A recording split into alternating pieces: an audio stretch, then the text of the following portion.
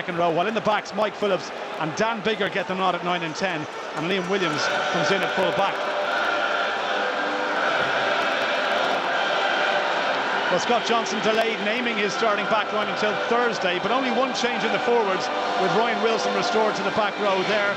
Dougie Fife makes his debut on the wing, while Max Evans passed a fitness test during the week and lines out alongside Fife, and Stewie Hogg in the back three.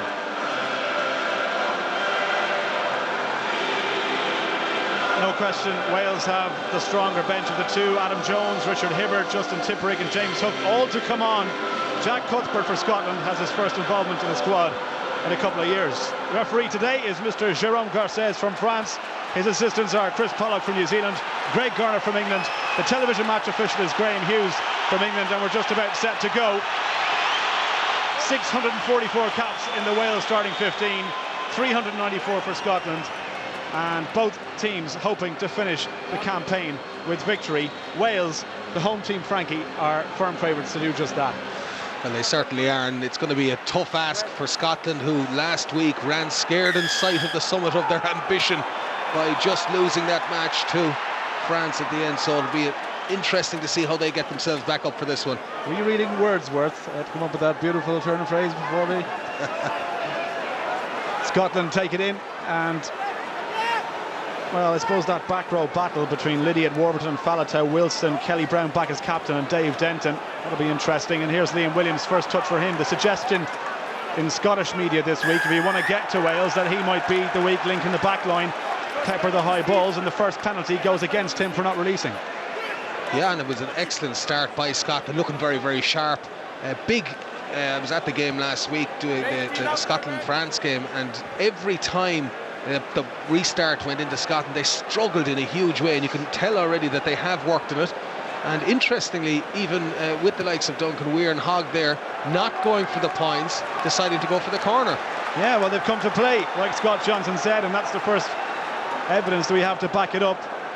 There is the coach, director of rugby, if you like, and then the lads mentioned Vern Cotter to come in. Yeah, it'll be interesting to see how the line-out will go now. They're operating at the worst line-out in the championship so far, at 73%. So big pressure on Lawson to get this right. 32 wins, 12 losses. Mind you, they have seemed to sort out the problems since Ross Ford went off and Lawson came in, and that's evidence that at least the first one went okay. The shove, though, from Wales to prevent that maul, and Laidlaw to try and dig it out. He's a couple outside him. Here is the hooker. Straight into contact, back for a scrum half, and Scotland with the first real attack of the game inside the first 2 minutes or so. Dave Denton took a hit there. He's back on his feet just outside your picture, but Ryan Grant carries and sets it up at the back. Laidlaw again looking to recycle quick ball, and Lawson is asked to carry. He's not the biggest at all. In fact, he gives a lot of weight and height away to Ross Ford, but his technical abilities at scrum and line out are keeping him in the starting team. Here they are again. Stewie Hogg, little step from him. Tackle goes in from Charteris, and ball at the back. Richie Gray can't get to it. Wales have scrambled, and they've got possession, and Mike Phillips back towards Bigger, swings the boot, relieves the pressure, and Denton now, is he okay after that bang? He's going to get another bang here. Oh, look at that, the collision of Cuthbert and Denton. Richie Gray. Offside red, 8. Hogg standing at fly half. Taps it off as far as Matt Scott. And again, Wales offside, and this is very kickable. You'd imagine in front of the post that they'll go for the 3 here. Well, it's really exciting so far. Both teams are really, really here to play. Wales in particular getting off that line, getting very aggressive, and Wales already giving away 2 penalties, and Scotland are definitely have made a big change from last week. They are the most ill-disciplined team as well in the championship, at 13 points, 6 penalties per game. So the 2 areas coming into this game, the line-out and the penalty count, if they can work on these 2 areas, they could cause Wales a lot of problems. Yeah, I mean, you compare their penalties conceded, 51 versus 27 for Ireland, will tell you a huge amount. And in games like this, when you have 2 place kickers, I know Lee Halfpenny isn't there, but Dan Bigger we see kick for the Ospreys all the time. Greg Laidlaw, well, his percentages aren't great. 54% so far, 6 out of 11. But this one, it should be a formality, and it is. 3 points to 0. First blood to Scotland. That's an excellent start for them. And again, now they must have the focus on this restart. The return they'll want from it is a line out to Wales, maybe on the halfway line. That's an acceptable return when you're kicking off into a team kicking off into you. Dan Biggar, big fan of his, I have to say, and I wonder, Gatland received quite a bit of criticism for sticking with Reece Priestland, despite the fact that he'd underperformed for most of the championship. Biggar has his chance today, and he was the out half last year when Priestland was injured and Wales won the championship. Got dropped though as soon as Priestland came back fit for the Scarlets, and no, they haven't been at their best, Wales, and you have to say 10 has been a huge question mark. Inside. Laidlaw opts to kick himself, and he finds touch on the halfway line. I mean, I suppose today you can't predict the weather, particularly this time of year, but the roof is closed. It's a beautiful afternoon in Cardiff, though. Wouldn't have mattered if it was open. No, it wouldn't. And it's handy to know Hogg as well. He's a great player. I mean, he had a fantastic game last week. A great prospect for Scotland, but you know, I think people are being a bit hard on this Wales team. I mean, there's a particularly good English side there at the moment, a good Irish side as well, and these guys are tired, have to be tired after the Lions and so forth. So I mean, I certainly wouldn't be writing them off. Warburton carries Mike Phillips, delayed getting his pass away, but was it offside against Scotland? The whistle's gone for, I think, a knock on. As Ron Gatland looks on. Mike Phillips back in the team today after that game against Ireland. See Hamilton making the tackle there and just losing the ball in the process. Yeah, he's particularly dangerous there, Hamilton, around the breakdown. He had a Herculean display last week. He was causing havoc around there. Really plays on the line though, liable to give away a few penalties, but doing a great job there, getting stuck into Phillips, and we all know that Phillips doesn't like when you get at him. Yeah, the old suspect temperament, and it's been a hard season for him when you consider the problems he's had in France and switching clubs, now at Racing. Well, the first scrum is always a mouth-watering prospect for front rows anyway, watching. Some people watching at home probably hate the sight of it, but I can tell you it's an intriguing affair in my eyes anyway. Interesting that Rhodri Jones has been brought in from Adam Jones. A couple of people suggesting that Adam Jones at least, has been struggling with the new engagement laws. Do you agree with that? I think the Welsh were struggling all through this championship. There was a number of injuries and they never really got a good run at it. And here you see the referee now giving a penalty on the far side. Hard for us to see. One knee in the ground, he's saying. And I think Scotland would be disappointed with that, because their scrum was particularly good last week against the French. And amazing really when you look at it. I mean, I don't know, I mean, George Hook could probably answer this in the history. How many times have you seen a Scottish scrum driving back a French scrum, which was unbelievable last week? Yeah, something that the French pride themselves on, but first blood here in terms of the scrum goes to Wales, and they have a line out inside the Scottish 22. Now, what do they do here? Because the try count has been incredibly low for Wales so far. Only 4 between the entire squad over the last few rounds. Their lowest ever tally in the Six Nations was 2011, when they can only manage 6. But look at this, they're edging towards their first at the Millennium Stadium against Scotland, and they're 10 metres short of that line. Pick up there by Ken Owens in the team in place of Hibbard there for Phillips. Lydiate, who's yet to score a single try for Wales. And ball at the back for Phillips again. Here is Rhodri Jones, tackled by Richie Gray. Falatau to clear out. And there again for Wales. Now Biggar in behind to Jonathan Davis. Takes it up the middle. Takes 2 to bring him down. Quick ball needed. And quick ball they get. They go short. And Liam Williams, well, all he could do was hit the deck and get it back, because he was under pressure there. Alan Wynne-Jones this time. Huge player to have back in that Welsh pack.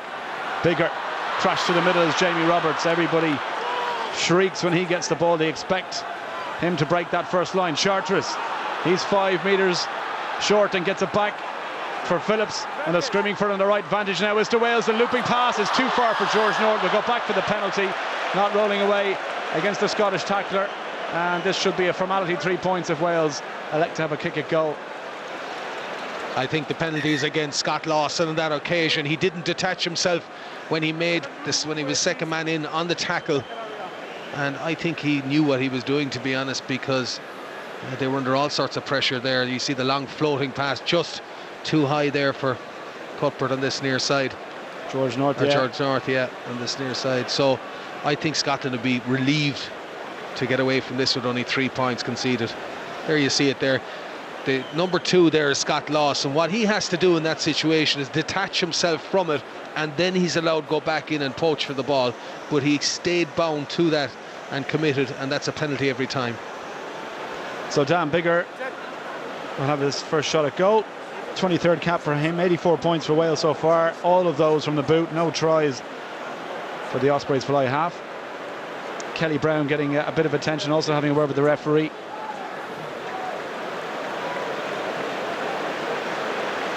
Well, he's going to have to go off, Kelly Brown.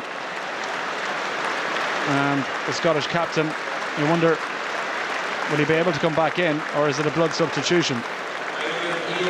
Alistair Strockish, the man to come in.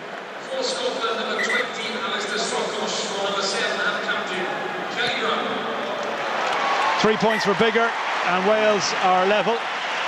There is Kelly Brown. Well, it doesn't look to be a blood sub. I didn't quite see what the injury was, and I couldn't hear the conversation between the medical team, but he's off anyway, and here we might get another look at it. He's there on the ground. You see him knocked to the back of the head, and probably concussion, Frankie, on the basis of that, and he went down. Yeah, he looks to be in a bit of trouble there. He'll go off and get assessed, of course. If he can come back in, he will, but that's a big blow for Scotland to lose their captain. Yeah, it's interesting. It looked as if the knee had just clipped him, but you could see the head dangle a bit, so it would be, hopefully he's okay, and that he will come back on if he's okay. George North after this one. There for Weir. Scotland again trying to run this ball. The step is a nice one from Max Evans, but there's just enough defenders there, and for all of Scotland's intent, it was pretty flat. Now here's Biggar, the lining deeper up outside him. Alan Wynne-Jones ships it on to Faletau. Slipped as he went into contact.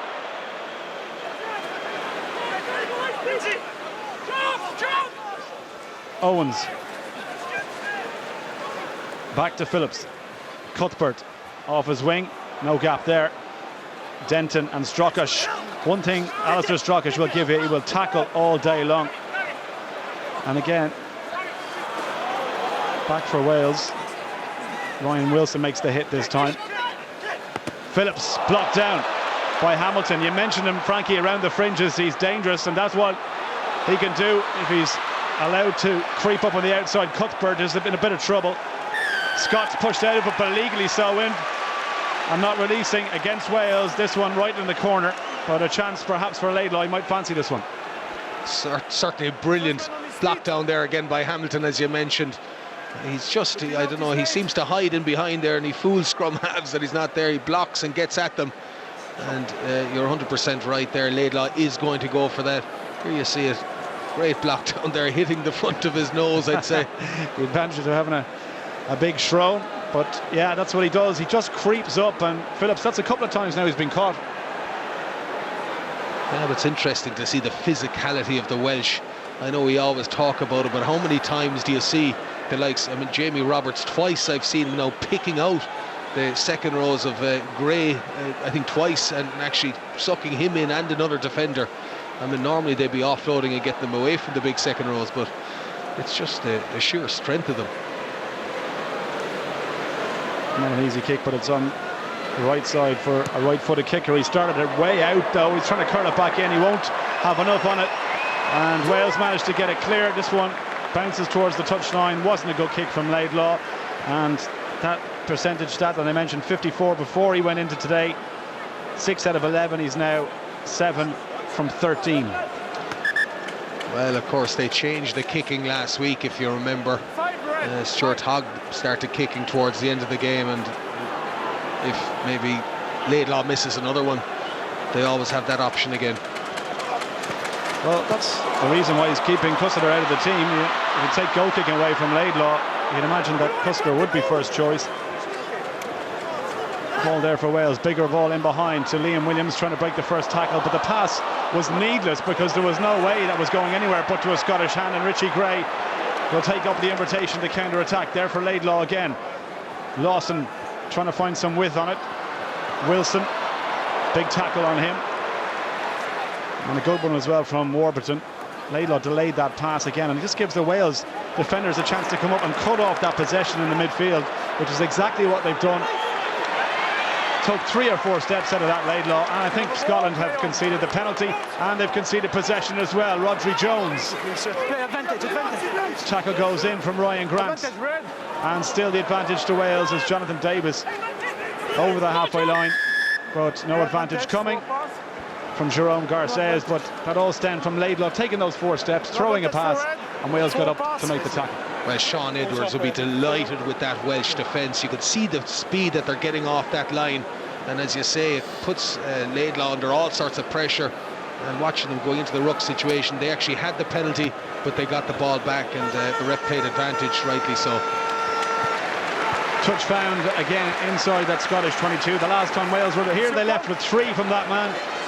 And I'm sure they want to add to their try count. I mean, it's a bugbear of the Welsh crowd. They want to see attacking rugby.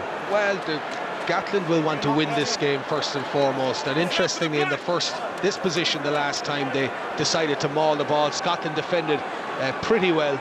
But will they start using Roberts now to hit him up the middle and try and go around the corner? Alwyn Jones, ball up the top. They might get a chance here. Roberts up the middle. The tackle had to be low from Weir. And immediately Wales recycle and go again, giving Scotland no time to regroup. The pass to Owens from Gethin Jenkins was good, and Hibbert again with a bit of space now. George North, he pumps those big legs into contact, and look at that, a bit of help on his shoulder to get him over that gain line. Here's Charteris. He's not the broadest, but he's certainly tall enough to get in behind. Phillips again, twisting. Tackle goes in from Jeff Cross, and still Wales have it. Bigger standing deep. He's got Cuthbert in behind him, and he's got Jonathan Davis outside him, but they're keeping this one tight. Wales inches from the line now.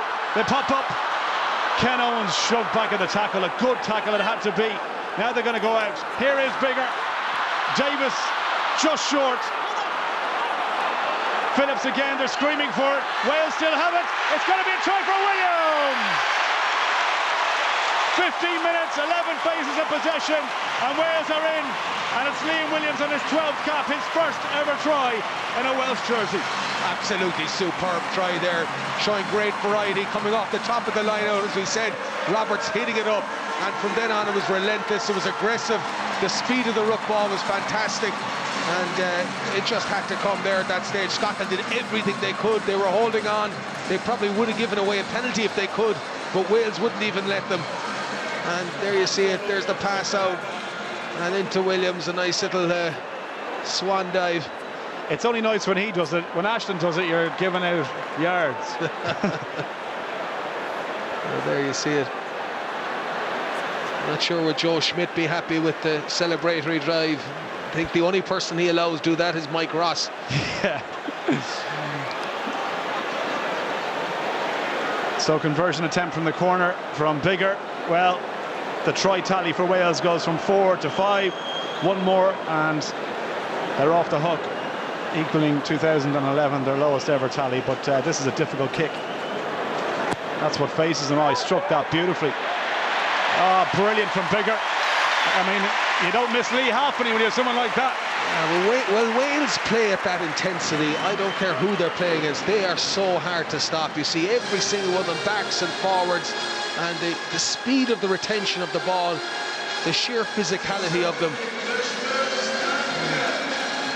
You know, you can't. Scotland did everything they could to stop it, but they just couldn't. And they restart. And all of a sudden, the ground here at the Millennium Stadium, you can feel the ripples of excitement and the anticipation that maybe they might be treated to vintage Wales today.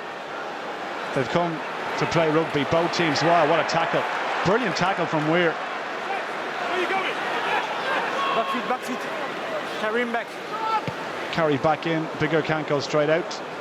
Controlled by Stuart Hogg. And he looks like a little dink for the corner there. Needs the help of the bounce, but it's a tricky one. Oh, it's a beautiful kick. It's a beautiful kick from Stuart Hogg. He is some player, and he did that all last week as well. Every time he chipped the ball, he did something like that. He set up the try, if you remember, as well. And you'd often think, would you actually, if you were a Scottish coach, would you actually put him up at would you put him up at fly half? Wales' youngest supporter there, getting some TV time. Has to be the youngest in the ground. Charters with the take, 18 minutes played. 1 try for Wales, penalty for Scotland. And 7 points the gap. Touches found. What about Mike Phillips? Do you think, obviously he's been so consistent for Wales, and that's generally where he's played his best rugby, but I mean, Rhys Webb maybe a little bit found out against England last weekend. I just think Phillips is a world-class player. Now, if I was coaching him, I might have a different attitude. What he's doing on and off the field, I'm not trying to spread any rumours or anything, but he's a fantastic. He's so physical. He's absolutely world-class player, if you ask me. This opposite number, Laidlaw gets ball, physical. We can hear from the referees, Mike, the hit that goes in. And there for Strockish. He's still on the field, which would lead to believe that Kelly Brown is out and gone, Scottish captain. And it's a shame for him because he has suffered in this campaign under Scott Johnson. As Conor O'Shea said, he was dropped when played out of position after the first game. Wasn't his fault, but turnover ball for Wales here. Can they get something going? Davis driving the legs, support from Cuthbert and from Liam Williams, but it's gone loose and Scotland dive on it. Good play there, I think, from Denton to recover that ball. Laidlaw, Ryan Grant, Richie Gray. It's mile a minute stuff. I can't believe we've played 20 minutes already. Into the line comes Hogg. Oh, it's shot down. Brilliant tackle as well.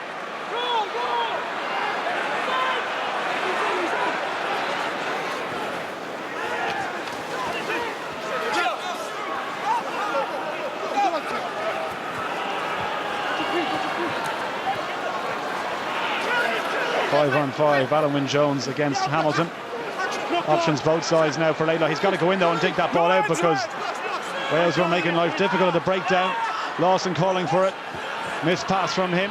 Evans trying to hold that to Dougie Fife. It went forward though.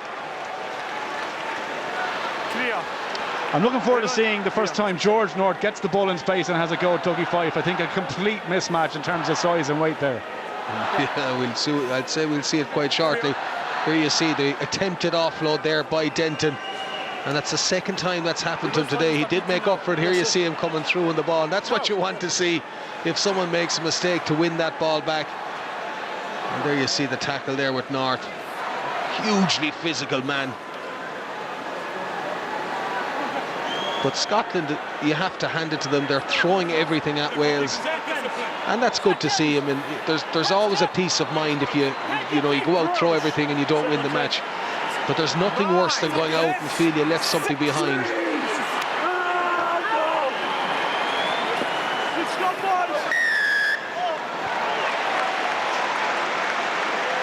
So penalty Wales.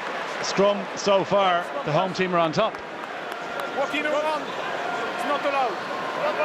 Well, knowing Gatland the way I know him and got my first cap under him, he's hugely passionate about the set piece area, and in particular the scrum. And if it went any way wrong, he would have you out doing 60, 70 scrums that week. So you can see the intensity in the Welsh. There's a chance here for Rhodri Jones to make a name for himself. Only his 10th cap, and he is thought to be the natural replacement for Adam Jones, who, if he comes on, will earn his 94th, and you'd imagine nearing the end of his international career. There's the coaching team: Sean Edwards, Robert McBride and Rob Howley as well, surrounding Warren Gatland. It's been a feature of the Six Nations the last couple of years that Wales have been involved in the last weekend, but not this time. There for Faletau. Charters. Phillips. Faletau. Well, look at that. Little pass behind the back from the big number 8. But I think he's lost possession. He has. Maybe trying to be a bit too clever there.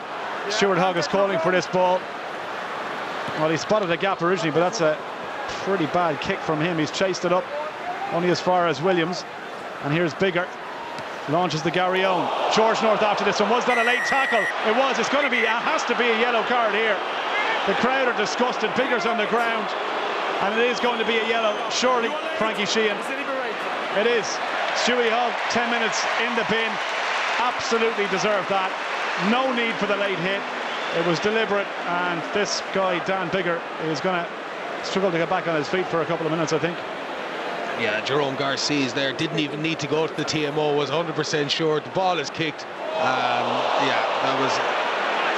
to be fair, I don't think that he actually meant to get him in the jaw. He meant to get him, but... that's absolutely deliberate, though.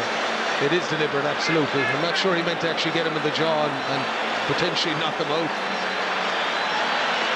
Well, the crowd were on. He's off. It's a red card.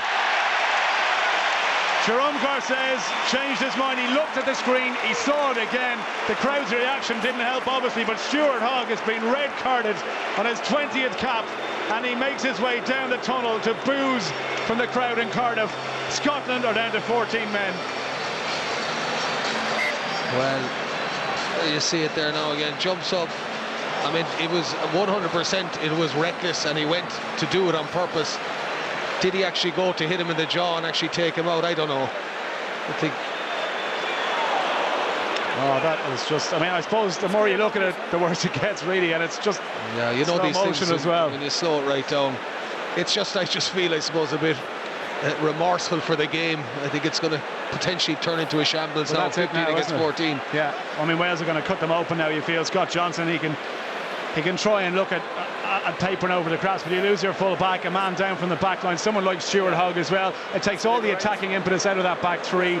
It takes your key defensive man out as well, and Wales, well, with 60 minutes to go, obviously Bigger's okay, which is good to see, and he's okay to take the penalty. He's 41 metres out. This is for a 10-point gap. It's good. 3 points for Wales. 13-3 they lead. And Warren Gatland, well, he won't be relaxed just yet, but I imagine the nervous tension of the opening few minutes will have gone now, and he knows that his team are overwhelming favourites to go out and win this match. Well, it's a huge blow, as you said, and of course Kelly Brown gone off as well, another big talisman there for Scotland. So this is really, they're looking to some of their senior guys for leadership in this tough next few minutes to see how they react. I'll make that the third red card after France, Italy, and the couple of props there were sent off for headbutts. Rizzo for the Italians, and well, look, Scotland are going to have to deal with this one. Duncan Weir chasing this one. Time though for Bigger. Thought about going quickly. Well, it's good to see him back on his feet anyway, and giving a absolutely fantastic kick, showing no signs of the bang he got from Hogg. Well, the kick was pretty horrendous from Alex Dunbar, the hero against Italy with 2 tries, but it's just going from bad to worse now from Scotland. And Wales, well, you just feel they could run riot here if they get possession and get their own way.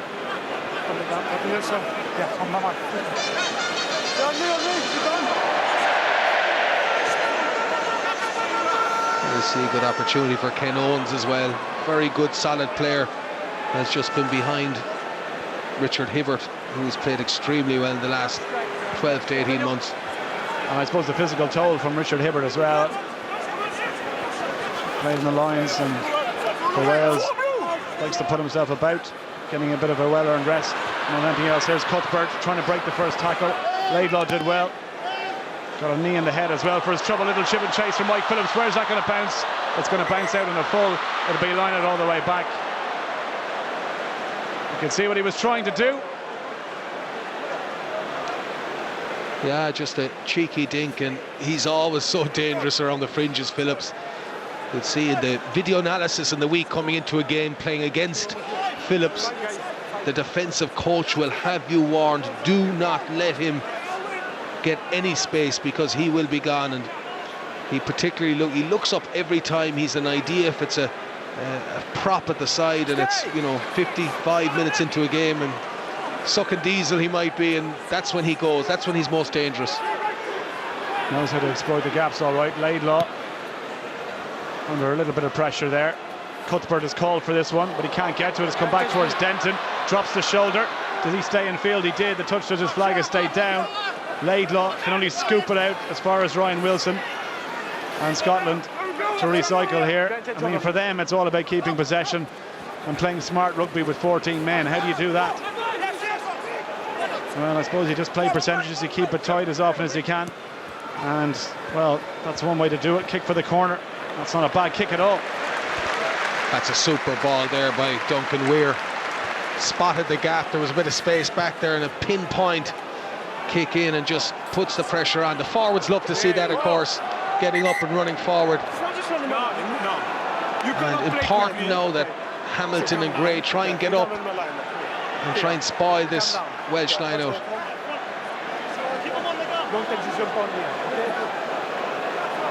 Contest the ball.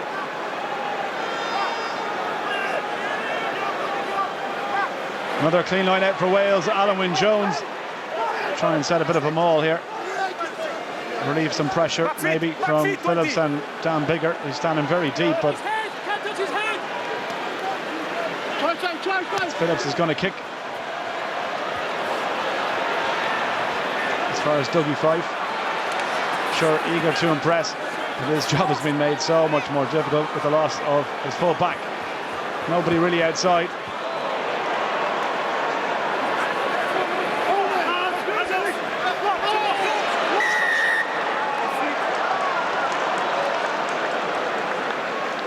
Well, Scotland will be very, very happy with that, but you see the pace that Mike Phillips came off the line in defence. He was looking to get man and ball and putting all sorts of pressure again under Scotland, but Scotland will be delighted to get a penalty here and an opportunity to close the gap.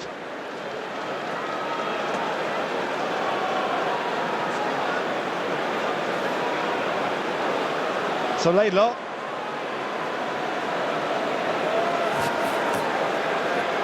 Well, he'll fancy his chances here. I wonder what Scott Johnson makes of it. I wonder what he makes of the red card for Stuart Hogg.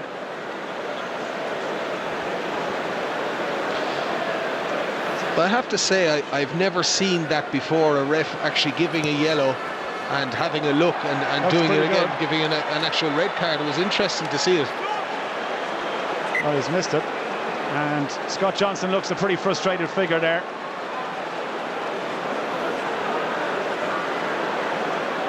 Well, we spoke about leadership, and they'd be looking to someone like Laidlaw to convert those kicks. He knows he can do it. We all know he can do it. So I wouldn't be surprised if Duncan Weir now takes over the kicking duties.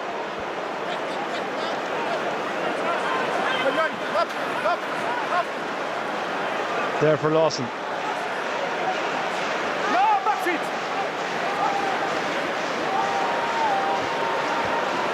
Scotland trying to puncture holes. Dougie Fife. Penalty again against Wales. Home crowd getting a bit frustrated now. I think they expected an immediate impact when Hogg went off, but it hasn't happened. Well, Scotland are in big trouble in the collision area. Every time they go in, watch this, Davis is there, they're not going to deck. Warburton is over. I think Scotland are very lucky to get that penalty there. But every time they go in, the sheer size and physicality of the Welsh, the Scots are going to ground, and the Scots are finding it extremely difficult to move the Welsh off the ball.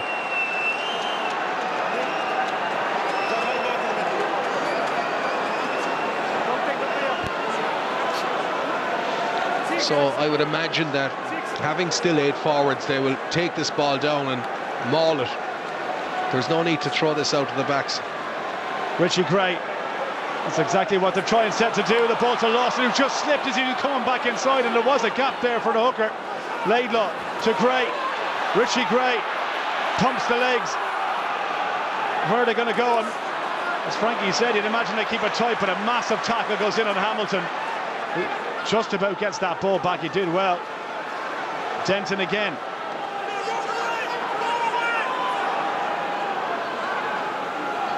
Wilson. Laidlaw once more for Scott. Push towards the corner and the flag is up.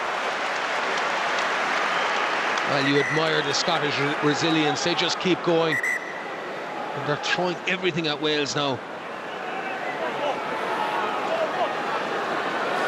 Well, Matt Scott there, who played a very, very good game again last week. He's been one of Scotland's most consistent players. Numbers, guys. Number. And again now, the Welsh line-out functioning extremely well, but Richie Gray will be trying to get up and get a touch before Charteris.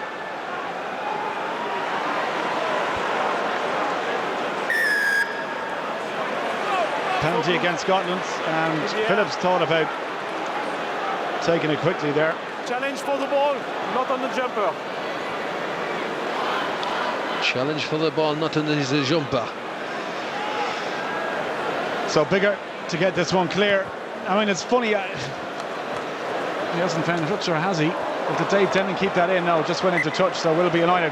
When a team loses a player, sometimes it can have a galvanising effect, Frankie, and sometimes the side with the extra man feels they're automatically going to transfer to the scoreboard. It doesn't always work out. You have to keep up your intensity, your work rate. And at the moment, Wales, the last few minutes since Stuart Hogg went off, they haven't been up to scratch, really. Well, yeah, you just have to stick with your game plan initially and maybe let the halfbacks and the number 10 decide where exactly you're going to make the changes and where you're going to start attacking. Handing possession straight back to Scotland there. Quick tap from Lawson. Wilson tries to go on the outside, but he's brought down by Bigger. Weir launches to Gary Owen. Dunbar's after it, so too Dougie Fife. It's a battle in the air, though. Williams did really well. Liam Williams breaks through to the 10. He slipped to the contact of the pass on the outside. Phillips to North. North over the 22. North still going. It's a try for Wales, and George North bursts underneath the post, a touchdown. Wales have their second try, created by Williams. How did he get that pass away when he slipped? Mike Phillips with the ball back inside, and George North, well, it's his 17th try at 21 years of age, and Wales are in control. I thought it was botched there by Williams when he slipped that time, but as you say, did incredibly well to keep that ball alive. Phillips did fantastically well. There you see it, cross-field kick, and that's how they can go so badly wrong sometimes. There you see there, Williams there making the break, and not the first time we've seen somebody slip today on this pitch. But as you say, superb try there by North. Well, George North has now scored as many tries as the entire Scotland backline put together, and he is 1 month shy of his 22nd birthday. It's quite a statistic, really. You forget he's only 21 years of age. He seems like he's been around forever. Here we see it again, Frankie. There you see it, good fend there by and back in. There you see, beautiful take there. Phillips did fantastic to have that support play. And anybody watching, young kids watching at home there, North wasn't satisfied with just getting the try in the corner, wanted to help his kicker get the extra 2 points as well. Lovely little sidestep back in, right under the sticks.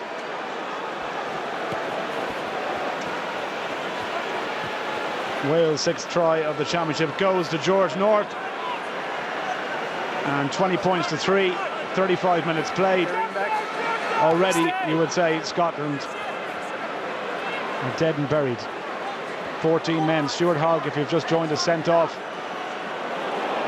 for a pretty horrendous late tackle off the ball on Dan Bigger, and Scotland in all sorts of trouble here, and they've given possession away again. Phillips with the pass, and it's that man George North again. He's off. He had numbers outside him. Lydiate was screaming on his shoulder. Here is Phillips, who made the wrong decision to go blind. He only had Falatau in support, and Scotland have robbed him from possession. Well, they were screaming for it on the open side here. Wales queuing up outside Mike Phillips, but Scotland stole possession.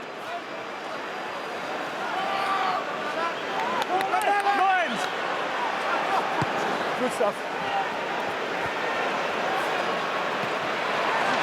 Another take, Bigger this time. Rodri Jones gets the pass away to Ken Owens.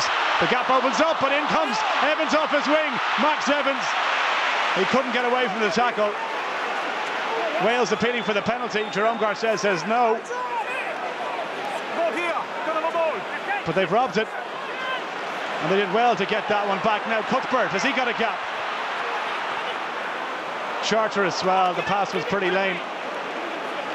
Didn't go to Luke Charteris, who managed to somehow get it back. Again, messy stuff from both teams. Hamilton's through. Scotland told to stay onside. And Wales looking to run it again. Bigger. Delayed it. Little grubber kick through. Was an intelligent one. Was that onside?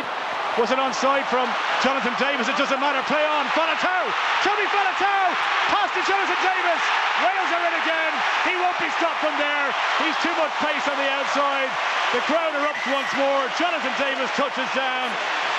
Will we go back? Well, it's interesting to see. I thought Faletau was offside there for that kick in by Davis. Very clever kick. And I just think that the referee might have spotted it as well. He's having a word with his touch judge. I think we have to go upstairs for this one. Graham Hughes. I'm here, Jerome, yeah. I think the right decision by Garces. Number 8, right? He's onside or offside, please? He's asking to check, as you said, Frankie, if Faletau was on or offside. Okay. Yeah, I think he was a lazy runner. I think he was offside. But it was a great kick. Here you see it. Yeah, he's offside there, I think, just about. We might get another angle there. Now, this is probably a better angle. Let's have a look here. Just look. Is he in front of him? Yes, yeah, he is. He is. Good call, Frankie. Yeah, he's offside, Jerome. He is offside. Okay. No try. 8. In front of the kicker. 8. Jonathan Davis will have to wait for his 10th international try. And Where is it, the mark? Toby Faletau, well, he's not known for his burst of pace. Well, it's interesting to see now how Scotland are going to approach the rest of this game. They're going to lose this game. So do they throw the ball around and try to play sevens rugby and concede another 30 points and maybe get 10 or 15 themselves? Or do they actually batten down the hatches like we see teams do in the last 5 minutes to actually close the game out and just damage limitation, play real boring rugby and maybe only concede 15 points? You know, it's an interesting one to do, you know.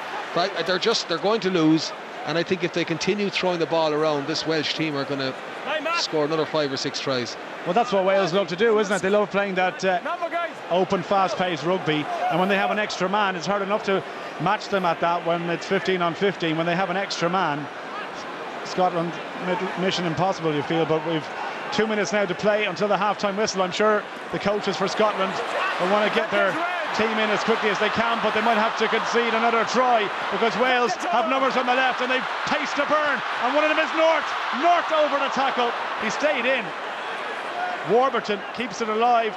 Did it go backwards? It did, says Jerome Garces. Rodri Jones dummies and then presents the ball back for Mike Phillips, who's going to work the blind side again. Everywhere Wales go, they seem to have an overlap. George North outside to Davis. Jonathan Davis still. Davis back inside. Oh, what a pass to Jamie Roberts. You know what, Frankie? This could be an annihilation. It could be a cricket score by the time you and I walk out of this stadium in 42 minutes' time. It's like Harlem Globetrotter stuff. And that all came from a Scottish line-out. They're totally rattled now. They didn't even win their own line-out. And we had just mentioned, do they just put the ball up the jumper and try and hide it from Wales? And I think they're just going to have to do that, because there you see it, over the head there of Ryan Wilson, and there was nobody even on him. And it's like every time now that ball goes wide, you see North and Roberts. Watch this, the offload back inside, beautiful offload inside to a centre partnership, Jamie Roberts, and they're all giving the swan dive a go tonight. 25 points to 3, conversion to come, 40 minutes to come, and Scotland already, I'm looking at them, they look desolate, out on their feet, and I think they just want to go home. Frankie, you wouldn't blame them, because this could be an embarrassment. Yeah, it's going to be a tough day at the office. I can only imagine how Stuart Hogg is feeling at the moment, watching this from inside the dressing room. He's delighted he's not on the field, because I mean, Scotland, just do they have an answer to this? It's gone off the post. Will every bounce going Wales' way? Shake of the head and a smile from Dan Biggar. 27-3. That's the half-time whistle. Jerome Garces blows it up. Jamie Roberts with a try to finish off the half. Well, Scotland, is there anything the coaches can do? Is there anything the players can do? It's all Wales. Half-time. Wales 27, Scotland 3.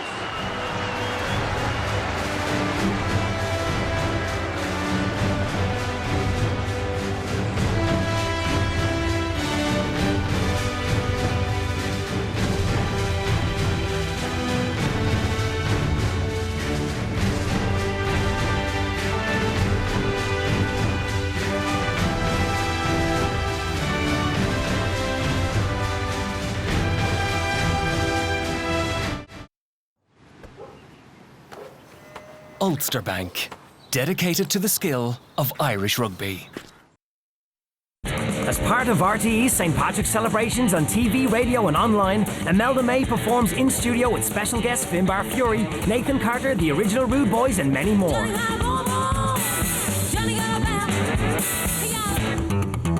The Imelda May Show, Sunday at 9:30 on RTE1.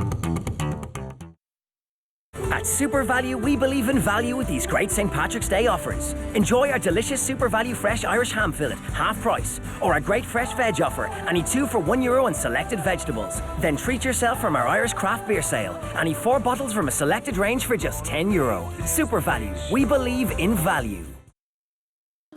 No nonsense comprehensive car insurance from €211. That's €211. 211. 2 small number, 1 even smaller number, 1 small number again. Comprehensive car insurance, good. From €211, excellent. Call today or visit nononsense.ie. That's all. Cut the nonsense. Get low-cost car insurance from No Nonsense. You miss me? I miss all of y'all. Hey! Hey!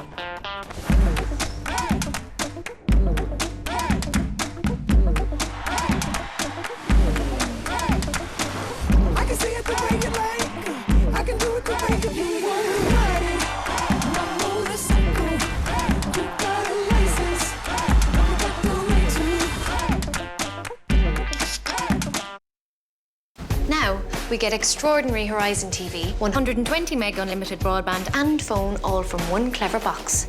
There's no separate modem or untidy cables, just brilliant TV. And broadband that's over 5 times faster than Sky.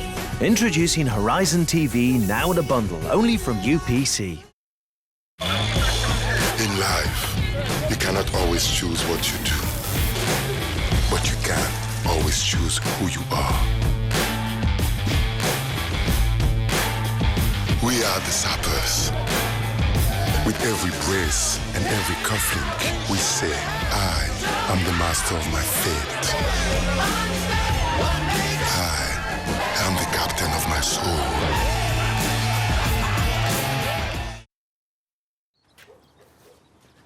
Ulster Bank and the RBS Six Nations.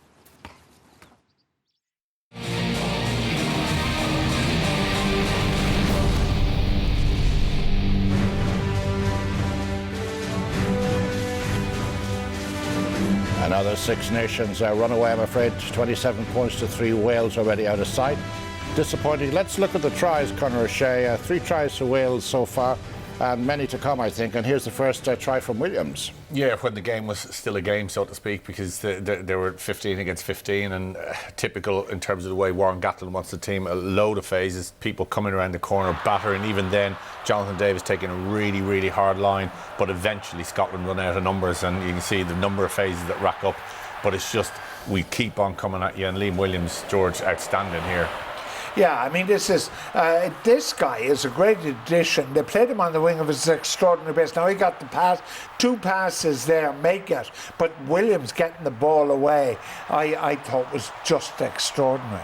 He's just different, isn't he, to the others in terms of he's not big and physical, and then just good support. But they've just no numbers now, and like Scotland are minus Stuart Hogg on their back line. I mean, Pope is going to look at it, and it's good. It's a good finish, but the game is done. It's a question of how many tries can Wales run in against a really tired Scotland team. Yeah, but Wales are doing what, in a way, England didn't do. With the match won, they're taking risks. England didn't move away from their disciplined structure, even though the match was won.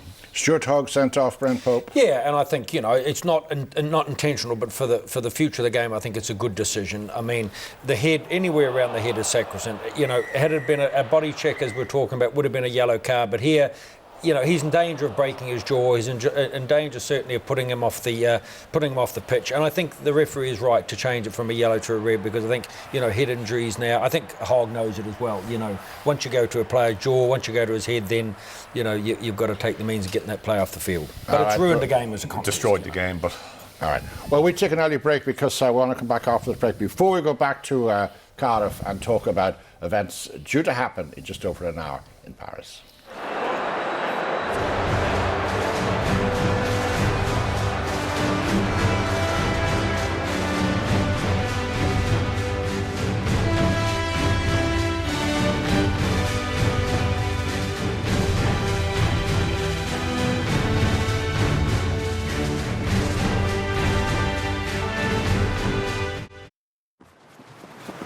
Ulster Bank, dedicated to the strength of Irish rugby. The early starts, the first ins, the last outs, the aches, the pains, the little voice that says stop, and you telling it where to go. The determination, the hydration, the fuel that helps you give it all. Because when you give it all, you get it all. Lucasade Sport, the fuel to rule. Good morning, this is Ashton O'Reilly. Oh boy, oh joy, do-do-de-o-de-o, oh boy, I'm lucky, I'll say I'm lucky, this is my lucky day. Now I'm in Clover Isle. Some days, a little can mean a lot, which is why you can get the new Mayo Chicken for €1.50 on the McDonald's Eurosaver menu. Perfect for when you're feeling peckish. Esse samba quente que é muito legal, é super pra frente, é bem genial. Embalo como este, só quem vai curtir, quem não se machucar quando deixa cair. Por isso vem, vem, quem parou na nossa. Este balanço tira qualquer da fossa. Ele é barato e é da pesada. Este é o famoso 16 toneladas. Bolei o ano inteiro este samba pra frente. É gostoso pá, que é samba decente. Ele é barato e é da pesada. Este é o famoso 16 toneladas.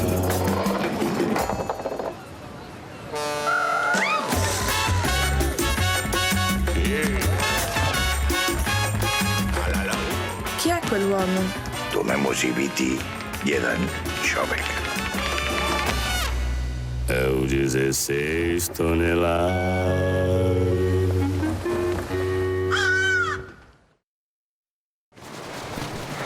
Ulster Bank and the RBS Six Nations.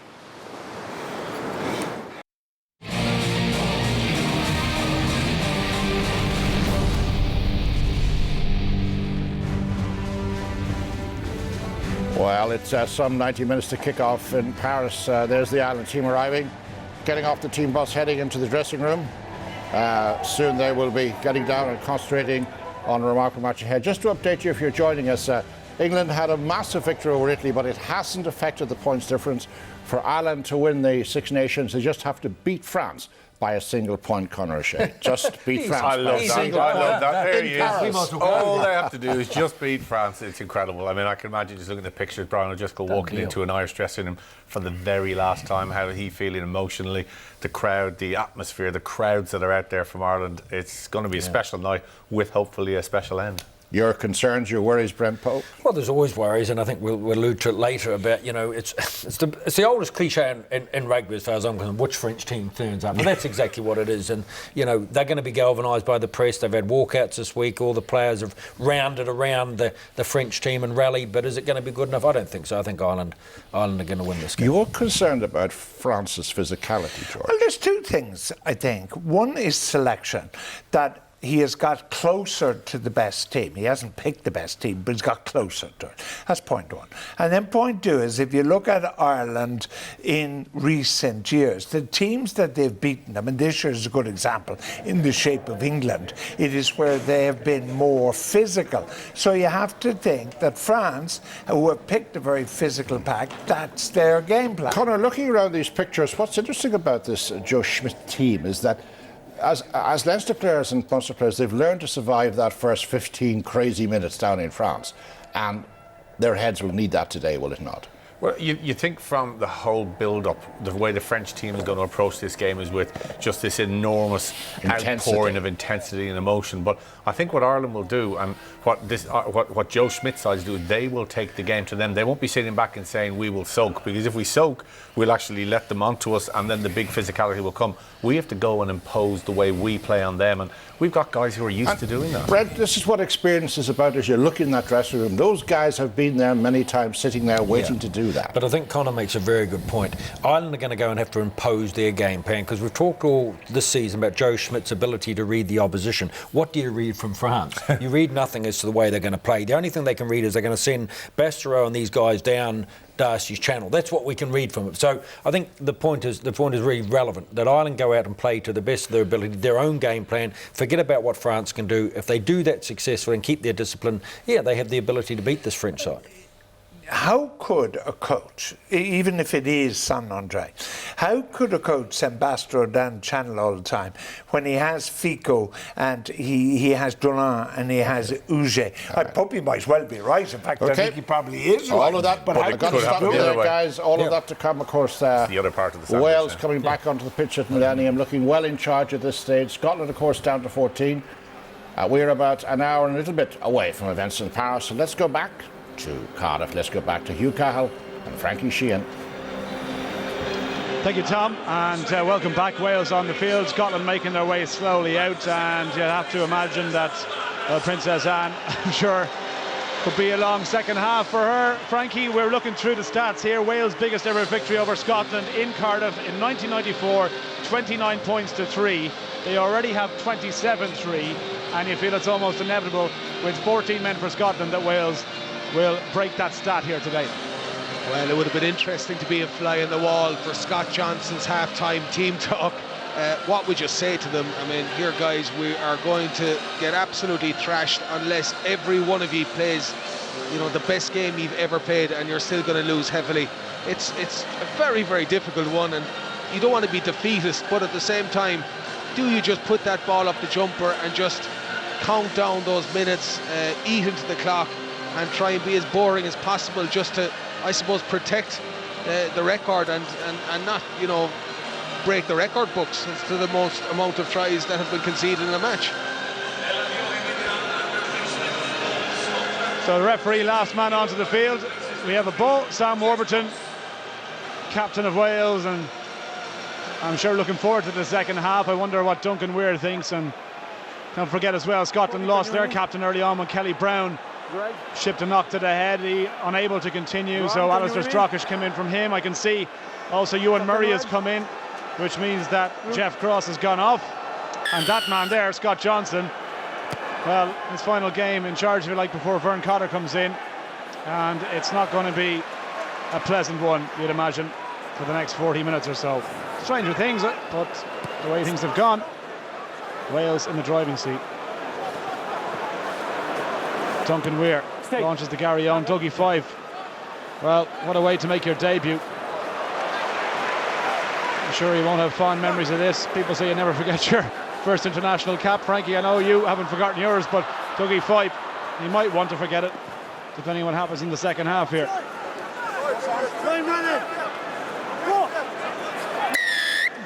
Penalty Wales. We mentioned how they're struggling at the breakdown every time they seem to go in. And there you see that this is exactly the way Wales are looking to play now this second half. Bigger fires it out to Jonathan Davis. Davis draws the man, draws it and gives it George North. He already has one, he now has two. And Wales, it's taken 59 seconds and they have the first try of the second half. There is the record as things stand, the biggest win in Cardiff since 1994. Well, it's just going to get worse for Scotland, Frankie. This is frightening because every time that Wales seem to get the ball, they're actually scoring a try. If you're going on the last few minutes of the second half or first half, and this here you see at ease. I mean, this is like the training park stuff when you're running in against the second side that have only about 8 or 9 defending against you. Alarm bells ringing here now from Scotland. Every time they go in with the ball, and this is when they had 15 as well, Wales are manhandling them and they're putting all sorts of pressure. And, you know, one of Scotland's biggest men going in the last time, Jim Hamilton, and getting turned over at ease. Well, what do you say if you're that man? And you can see the seats around him have vacated. He looks a lonely figure, doesn't he? So it's a nice place to be right now.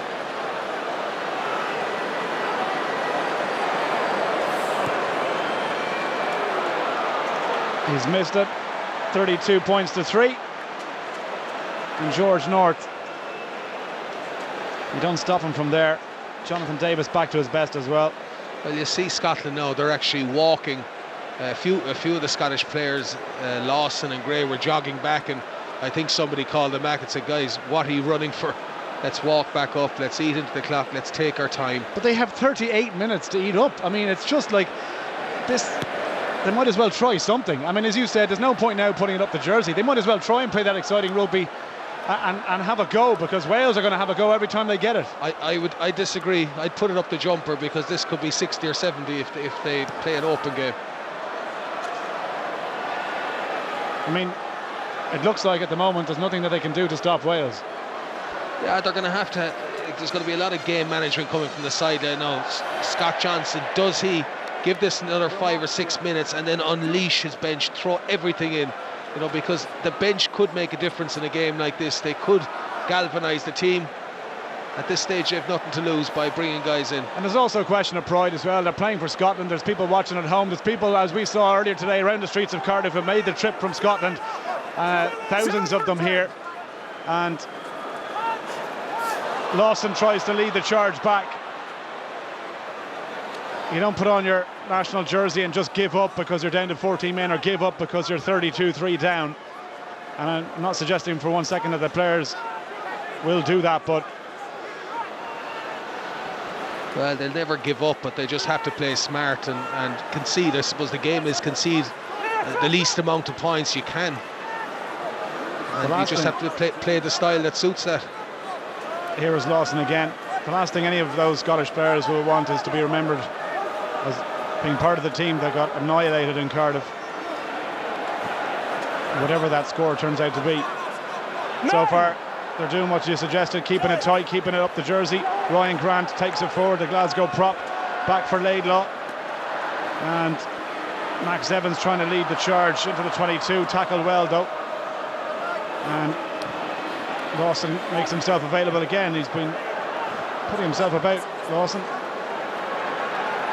Weir switch with Matt Scott. Therefore, Laidlaw again. Weir just about hangs on to it. It gets big tackle though from Alaman Jones for his troubles.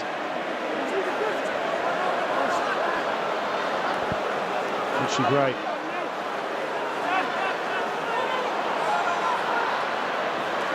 Wilson.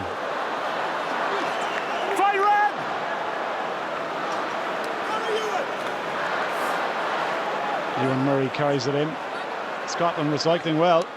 Laidlaw thought he had a gap. Tackled by Gethin Jenkins. Alistair Strockish digs it out. There for Wilson again, who ships it on. Ryan Grant over the 22. Wales have robbed it, and immediately the flag is up. The flag is up. I was just going to say immediately the gap in the space on this side, but the touch to this flag had gone up, and we go back for a line out. And if the flag hadn't gone up, I think that Wales would have been in there again. They were in. It was 4-on-1. But that's the type of play I think Scotland have to just do. You could see the old call for that type of play as an army. It's kind of left and right and left and right and left and right. They're not really going anywhere, but what they are doing is they're easing into the clock. And interestingly, we mentioned about the substitutes, number 1 and 2, Ryan Grant and Scott Lawson, making way now for Ross Ford and Alistair Dickinson. And you can just see the look on both of their faces. Sums it up, doesn't it? It's not physical pain, it's I suppose emotional pain etched on their faces as they hobble off to the sideline. But it's good to have someone like Ross Ford to come in. He's a lot of experience, and Ross is winning his 75th cap today. That was dangerous in the line out there, and Jim Hamilton, well, he landed really awkwardly. Penalty advantages to Scotland, got shoved in the air. Pull away. Saka, immediately. Penalty Scotland. You throw the ball. 6-7. They have to go into the corner here and try and maul the way over, don't they? They have to, really. I mean, that just eats into the clock again. You know, take the ball down, and 6-7. the few Scots that are here, and certainly the ones that we saw today, who I don't think the result is going to affect whether they enjoy themselves tonight or not. No. But the atmosphere, you have to say, around Cardiff today was incredible. The streets were absolutely buzzing before this game. And it is disappointing, really. And when somebody gets sent off like that, it just affects the overall game. Overthrow at the back, and look at that, it's given Wales a chance to burst out through Warburton. Phillips now, they're lining up, they're going to run from inside their own 22. Well, Williams, look at this, he's got George North outside him. Williams fancies going himself, dummies the pass, and back inside. Jonathan Davis, back to Faletau, Toby Faletau. And again to Jamie Roberts, and Wales are in again. Well, they ran the length of the pitch, and Scotland are on the ground. They're huffing and puffing, and they're dead. Rob Howley applauds. Jamie Roberts gets the credit. 37-3. This one is over. Well, it's time to start hiding behind the couch if you're a Scottish supporter. And this was a Scottish line-out. Ross Ford, 75 caps. What are you doing throwing that ball loosely over the back? Big communication problem. That's all wrong. They had all the time in the world to get it right. And here you see the damage done. Every time they're going for it, and they just have too much pace, and the Welsh are queuing up in 6s and 7s there. And Faletau probably took a bit too much out of it, actually. But Roberts there on his shoulder, and Bigger adds the conversion. 39 points to 3. Just guessed worked for Scott Johnson and for Scotland. Well, it would be safe to say that this next half hour will probably be the longest half hour of Scott Johnson's life. It's a difficulty in sport and team sports when something just goes wrong on a day like this, and it's a real test of character. Can you remember being part of a team with 14 men, having to play so long with a man down? Well, at any level. I remember Celtic League final when Eric Miller got sent off playing for Munster against Leinster. And actually it galvanised Leinster. Leinster ended up beating us. I think that was back in 2001. Particularly a tough one actually to take, but going back to the point that you made earlier, actually galvanised Leinster that particular day. It's not having the same effect in Scotland today. Yeah, and you know, I suppose you don't want to lose any player, but you certainly don't want to lose your full back as well. It just leaves Scotland so exposed, particularly with the pace in the Wales back three. And the problem here now is that every time that Welsh backline get the ball, they're having a goal. And we all know how dangerous and how exciting they are. And there must be something that they can do to rejig that back three there, because, you know, I'd even sacrifice a forward at this stage. Yeah, they're going again. Jonathan Davis, tackled this time by Wilson.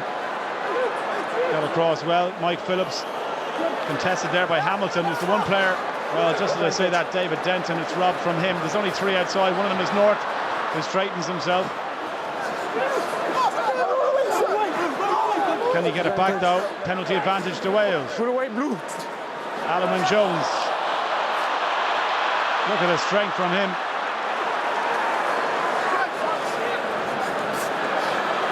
Bigger. Advantage over. Switch with Roberts. 2 to tackle him. Advantage now over, says the referee. There for Phillips once more. Bigger again. Skip pass is not a particularly good one, but Liam Williams happy to take it and set up possession again for a scrum half. Onto it comes Warburton. Step from the captain. Charters in support. And Phillips again. Scotland defending here. That's all they can do, as the sea of red keeps coming and coming. And now there's a gap, massive overlap on the left here. Phillips goes left, he's gone right. I mean, there's 5 on 2 out here, and the Grubber kick it in behind to lose possession. And they find touch, not a bad kick as it turns out. And Scotland will have the line out. Yeah, but you're spot on there. I mean, if you're here, you might be getting the view from at home, but George North is right out here in the touchline, and there's about a 2 to 3 man overlap. So on that occasion, opting to go in for the corner. One getting it right this time. Yeah. Back feet. Back from Laidlaw to Weir. Alaman Jones after that carry that I mentioned there. He's on his. Well, he's getting some treatment there just over the 10-metre line, where Wales waste no time getting on with it. Williams straightens. Now Roberts. North is waiting for this. Davis to North. He's on a hat-trick, George North. Little step. Backs himself. Still going. into contact, and Richie Gray puts him down. Pick and go to Jamie Roberts, who's also on 3. Well, pushing for 3, I should say. Bigger, ball back inside to Lydiate.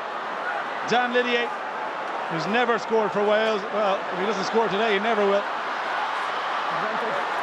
Warburton gets a clear advantage to Wales. Queuing up on the outside. Here is Alan Wynne-Jones. Falatau! Wales in again. Toby Falatau, his 4th try for Wales. Doesn't score a lot, but, well, he couldn't miss from there. Well, the celebrations have even stopped from the players. They're just walking back and getting on with it now. The crowd are enjoying it. I wouldn't be surprised if some of the Scots, I've seen a few of them, they're making their way out of the stadium already. Just thinking, if Wales had managed to beat England last week, Ireland would be in serious trouble with the score difference that they're going to put up here, because this is a rout and there's a long way to go. They've got some half an hour still to play. Well, there is, and I think you can blame so much for 15 versus 14 and back 3, but I think Scotland now are missing a lot of one-on-one tackles. They're you know, more tickles than tackles actually a lot of the time, and they need to just get their basics back right again. Do what they did there for that few minutes over on the left-hand side with that army type play we were saying, the left-right. Get players back into it. Make sure they win their own lineouts, win their set piece, and just eat into the clock. Bigger with the conversion attempt off the upright, and 44 points to 3. It's Wales with 6 tries now. And every time they score, the camera flashes up to Scott Johnson to see how much more depressed he can actually look. And each time, I think he betters his last appearance on the big screen.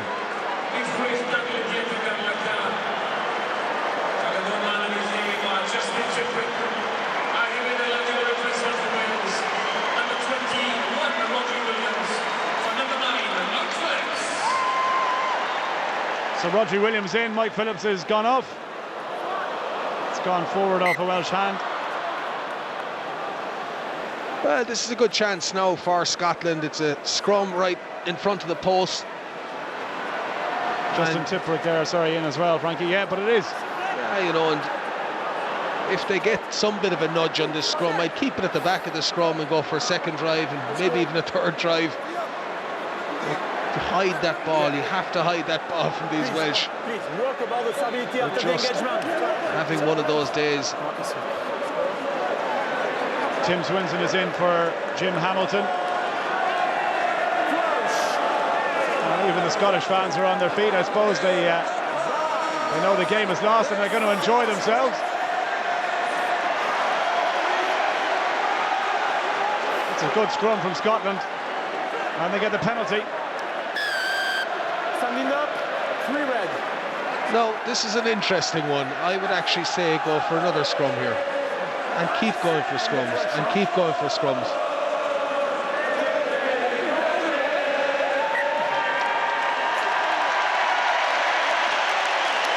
And if it takes another 15 minutes to get to the try line and maybe get a penalty try at some point, well, so be it. We've pulled up the handbrake at some point anyway, just to not be conceding scores. Wales put 44 points past Scotland in Murrayfield in 2005. That was their biggest win there. Another score, and they break that record.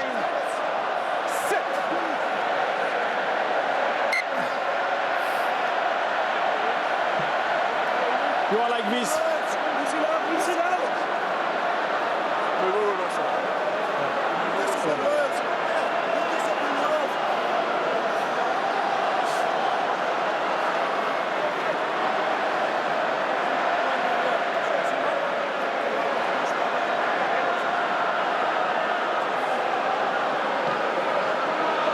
Scotland won't be in any great rush as they pick themselves up from the ground and slowly begin the bind and listen to the instruction.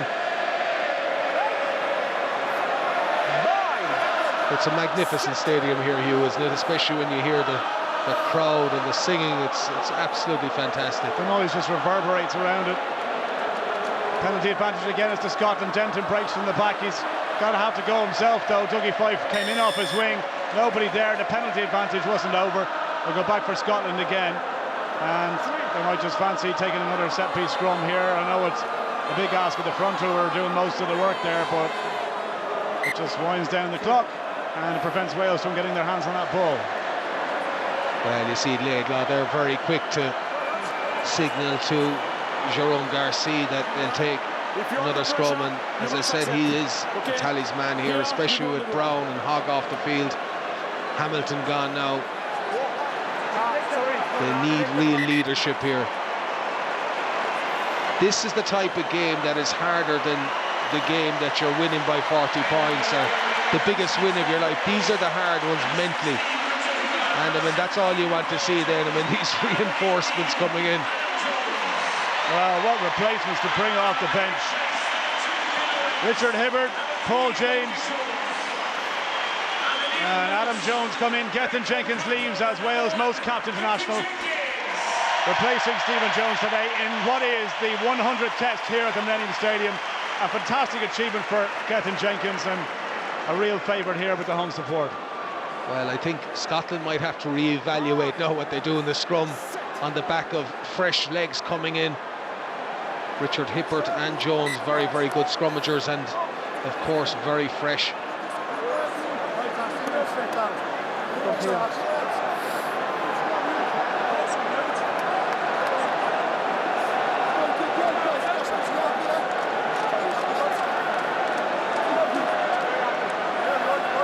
The Wales are going to equal that best ever winning streak over Scotland since the early part of the last century, 1908 to 1914. And Garcia is going to have a word with the front rows.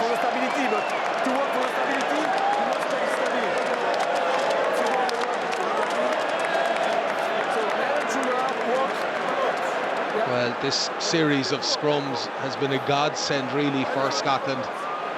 It's just, I suppose, slowed things down that bit, stopped that momentum. A few French fans there who obviously didn't want to stay in Paris to see what could be an Irish championship. I'll ask you about that a little bit later on, but we've got a scrum here and a chance for Scotland to get something, or a first try of the game at least. Wales get a shove this time. Look at that, the new front row in, and all of a sudden things go the home side's way. Scotland got it clear where to hit the ground and try and get it back. Ross Ford trying to secure possession. It's just at the back. Wilson wants a couple of runners outside him. One of them is Swinson. Pick and go again. This time Dickinson. 5 metres short Scotland. Strockish runs across the field, gets tackled easily by Alwyn Jones. Well, the kick from Laidlaw, was that a wise decision? He knew the penalty was coming. Well, knowing the penalty is coming, yeah, why not try it? Stuart Hogg did it last week and it worked extremely well. And I'm not so sure should they go for a scrum this time. Maybe the corner, and another clever call there by Laidlaw. Noticing that the replacements coming in and the experience they had, they could have given away a penalty themselves. But again now the onus on Ross Ford. We saw the last time they were in this position, he totally overthrew the man, a total breakdown in communications, whatever happened. So let's hope they'll get this sorted now. Ross Ford.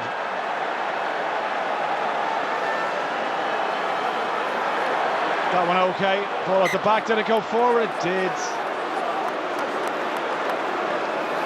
Scotland's attack comes to nothing. Yeah, you see it there. The throw just dented it extremely well. And I'm not so sure was that part of the move that he was going to pop it off like that. Too much traffic there to be doing that, really. And I think even the Welsh supporters were a bit sympathetic on that occasion.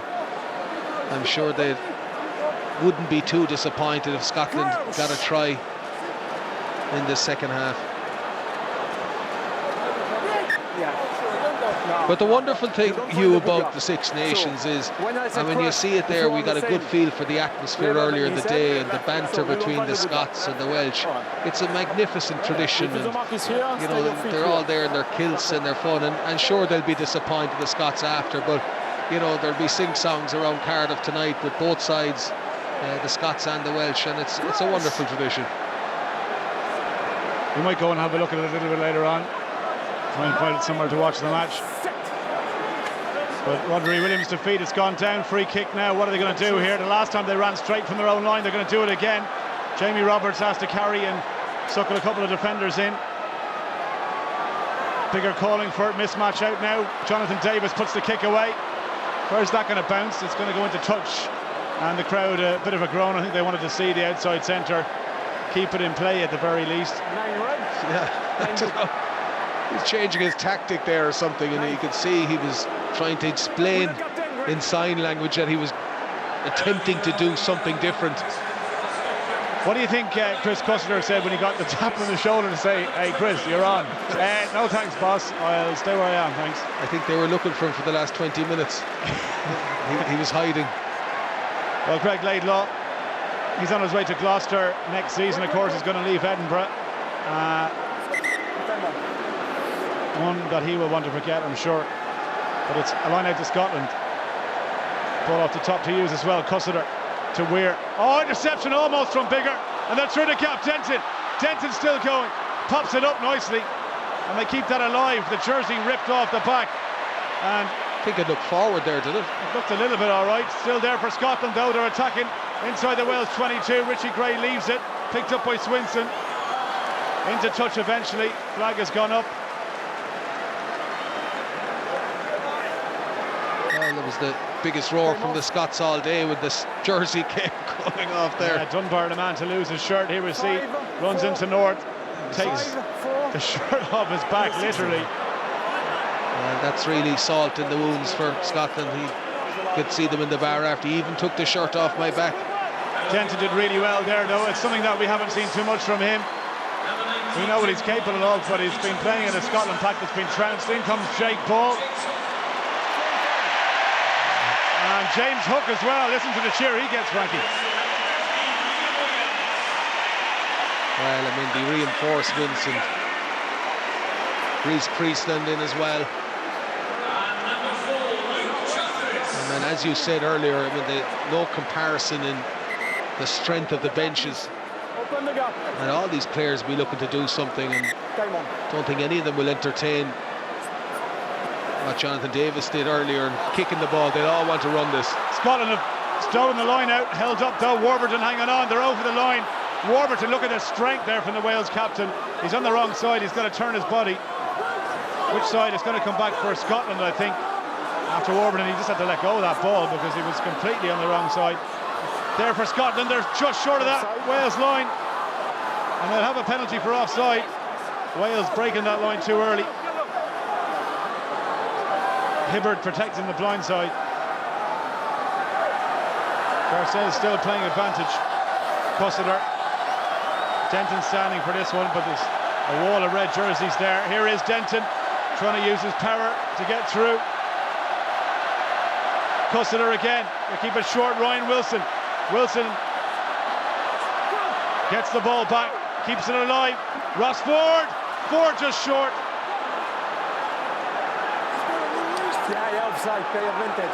Still advantage to Scotland. Is there a try in this for Scotland? Dickinson. Warburton told to leave it. Cussiter out towards Weir. We're going to go wide this time. Oh, the kick is too far. Way too far. We'll go back for the penalty. Yeah, these little kicks through drive me mad sometimes. He did have the penalty coming, which you'd have to have fancied Scotland there if they kept the ball in hand. You see it here. Just had a look and felt there wasn't much on. Overcooked. I'm not so sure it was on anyway. North had that covered. But, but you have to admire the way Denton has played. He's really got stuck in, hasn't he, in the second half. If the rest of the Scottish players took a leaf out of his book, he's you know, never say die attitude.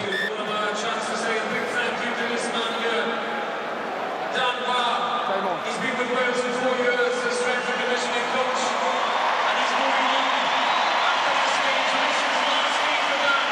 So from the number on you, on the Welsh fans. So Max Evans back on his feet. He looks okay to continue. Just about. The big cheers for Dan Barr, the Wales strength and conditioning coach, who's playing his last, or well, he's having his last involvement. There he is in the Welsh camp, and he got a huge cheer there. And you have to say he's done a pretty good job. They are big boys in that Welsh team. Well, looks like he's pretty chuffed to get the mention there, and I suppose it's not all about the 15 players who take the field. There's a huge panel behind those guys, and there's a massive management structure as well that go into it, and every one of these people have their responsibility and their input into the success or the failure of the team.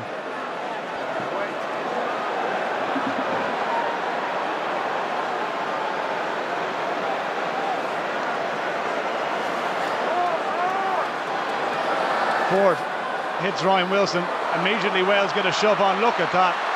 Look at that from Wales. 8 on 8 in the pack. The red card is, will just join us again. Stuart Hogg sent off early on.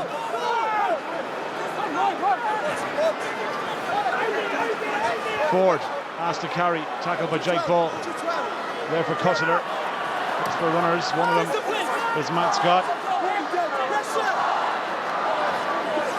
Cutler once more. Trying to get through. Pass to Richie Gray. Tackled by Richard Hibbard. Wales have stolen it. Now overlap here. Roberts. Jonathan Davis again. Grubber kick through.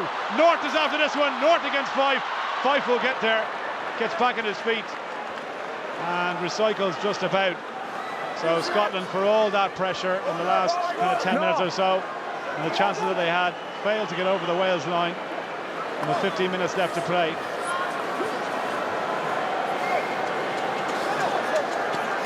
Back feet. Fox kick from Cutler. Is there too much? No. James Hook underneath it. Yeah. As I said, a hugely popular player. Dummy from him.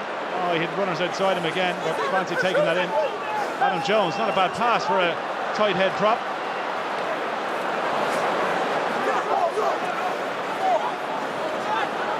Rodri Williams. Flat pass. Hook to Jonathan Davis. Davis again. Look for support runner. Had to lay that one back to Rodri Williams. Did he run into his own man? Accidental offside, I think he did. Scrum to Scotland. And even the Welsh players now are getting tired. Scrum. And it's like a battlefield out there. There's 4 Scottish down at the moment, and there's about another 2 or 5 down, and there's another 1 or 2 of them are kind of bent over. They're all just trying to maybe break the flow. There's probably some genuine injuries. There's probably some other that are more mental scarring. Good time to ask you about your thoughts in Paris. Do you think Ireland can beat the French despite their horrendous record there and take the championship title for 2014? Well, if you heard my prediction last night, Hugh, you would know that I'm very, very confident. I think it's going to be a very, very difficult game. I would suspect that France could even come out of the blocks and get a 7-pointer early on. So last one. Yeah. I feel that Ireland's consistency over the last 5 matches is at a level now that if they, and I've no reason to believe that they're not going to hit that consistency, and I'm including the 2 games that they lost, that if they do that again, they will win. And they're just too fit, they're too well organised, their set piece is far better, and I've no doubt that will continue today. I know a lot of people are saying Sarzeski's coming back in. I don't think he's a great throw. He's the best out of a bad lot at the moment, and scrummaging wise he will make a small improvement, but nothing too major. So the difference this time, I believe, it's in Ireland's control, and I've no doubt that Ireland can and will do it. And I threw the big prediction out, Hugh, yesterday, and I might as well give it again. 17. I think Ireland will win by 20. Interesting call, Frankie. Ireland by 20 points. Well, that would be fantastic, obviously, but there's reports in France today that Dimitri Sharshevsky, his ankle is in trouble. He's had it heavily strapped all week, and while he was named in the starting team, they're not 100% certain whether he's going to start or not. Obviously, that'll be confirmed by the lads in a little while. But the thing about it is you can't write off the French, you know, and you know, that's my prediction. I'm sticking to it, but I suppose I'll play the other side then, and you know. I mean, if France do turn up, though, if they have that performance in them, and there's some of their parts suggest that, you know, with all the skill that they have, they are capable of playing. They just haven't so far. Well, we just have to be sure not to start playing into their hands. And you know, the standout player for France last week was Uge. This guy is an absolute animal. He is so athletic. He will get stuck in. He punish you any chance you get. Please do not kick any crossfield kicks over anywhere near his channel. Let's keep it nice and structured and stay in control of everything. But let's go back to the 2011 World Cup. I mean, how bad were France during that World Cup? Look at that, sorry. I've been here for 3 days. I still haven't seen the Eiffel Tower.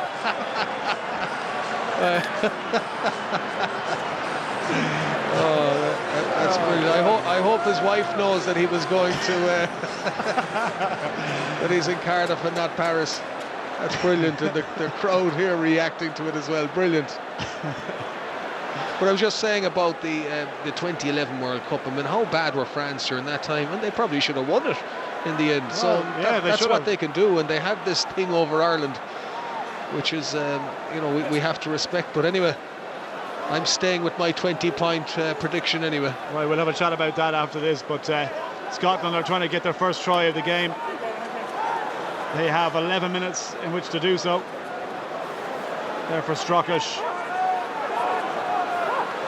And Cussiter again, Ross Ford. It's had a good game since he's come on.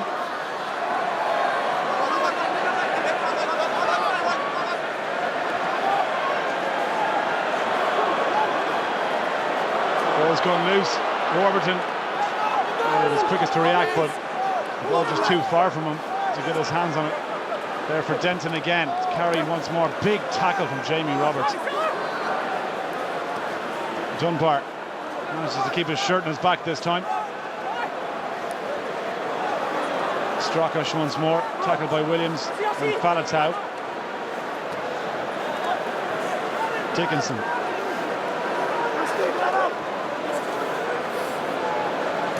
Cussiter. Oh, chop tackle. Big hit again. Wales, well, they haven't had much possession in the last 10 or so, but the tackling has been first class. And still Scotland can't find a way through. Strockish. This is what you said earlier, Frankie, that they should have been doing as soon as they went down to 14, keeping it tight, going through the phases, and just making Wales think about it. They have to hit 14 phases now. Cussiter. Weir supporting his outside shoulder there from Duncan Taylor.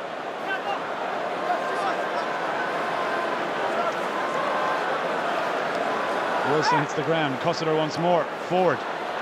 Any room for him? Paul James hangs on to his boot. And back for the Scottish scrum half. Strockish with quick hands. Davis again in to make the tackle. Any space out wide? No. Wales react. And it's all this possession and all these phases, but not a lot of penetration for Scotland. Dickinson again. No! Weir tries to find space on the outside for Taylor. Goes there for a hook. Well, he read that kick, and after all those phases and all that possession, why would you just kick it away? They had stayed so patient up to then. Now Wales have turned it over and have a chance to clear it. Hibbert. Put away, 20. Williams again. It's for Prieston. The pass on the outside was a good one. Tipperick through the gap. He's got his out half. Oh, smashed in the tackle. How did he keep his feet? I can tell you he's holding his head, Reece Prieston. But he was hit. He was lined up there from about 50 yards. And he's limping. And I wonder if he knows exactly where he is. I'd like to see that one again. That was a massive hit.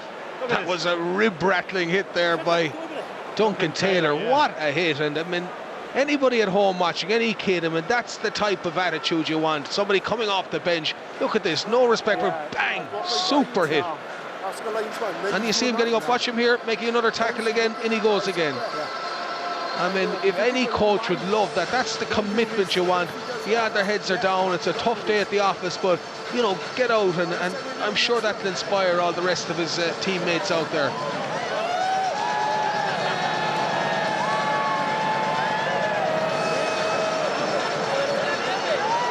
Got the camera there flashing up to Gatland, and we mentioned about the whole squad system and the management structure, and Warren Gatland rightly gets an awful lot of credit for his team doing well, but what a management team he does have. I mean, having Rob Howley there, the assistant coach in charge of attack, the assistant defence coach, of course, Sean Edwards, what a record he has. He's got Robin McBride, and of course Neil Jenkins, who's an absolute legend of the game as well. Serious backroom staff there. We met Robin McBride last year, and he is a huge guy still, even though he's out of the game so long. No! Inside, no! Box kick from Cussler, just at the 10-metre line. Good chase, though. And again, that was Duncan Taylor again. Now Weir. Scotland, any room for them on the left-hand side? Knock on. A free playing advantage, none coming. We go back for the scrum. Duncan Taylor, ball going up and winning that again. Just on that occasion, overcooked, and it's number... Did you ever... No. I don't know, I'm going to ask you yet. Did you ever have the benefit, if you like, of a psychological coach when you were playing with Munster? I know that Joe Schmidt has been working on the mindset for Ireland this year, that just to ignore that bad record that they have in Paris and to go out and just play it like it's a match and it's any old team. Yeah, well, most good coaches these days would be very astute when it comes to psychology. They would have done probably a bit of psychology themselves, and having to deal with different people, different personalities. They would be very good. I mean, Declan Kidney was an excellent man to try and get inside people's heads and find out what made them tick and how they went. You know, Eddie O'Sullivan had his style, Gatland had his style. Of course, we had a sports psychologist in Munster called Declan Ahern. He works in University of Limerick, and it was probably before its time really. And I used to personally find Declan excellent. Sports psychologist isn't for everyone. And I think it's particularly good for maybe the precision positions, maybe like the place kicker, the hooker, and maybe, you know, catching high balls, kind of trying to work on the visualization going into a game. Because when you kind of get yourself into that deep relaxation and you see yourself doing it in advance, when it actually happens on the day, then it's more natural and so forth. So there's a lot of pluses. I'd be a big advocate of it. Plus, there's so many players in this Irish team that have won Heineken Cups over the years, won Celtic League titles. They know how to win on the big day. That's huge. Well, they do, and I know Joe Schmidt and Declan Kidney has given Enda McNulty an awful lot of credit. He's done a fantastic job there as well. He's a great guy. Jonathan Davis trying to set James Hook free. They'll kick over the top, and Rodri Williams is after it. Rodri Williams with the pickup. What a pickup from Williams on the try. It must be, I think they're going to go upstairs, but Rodri Williams, well, he was running at full tilt.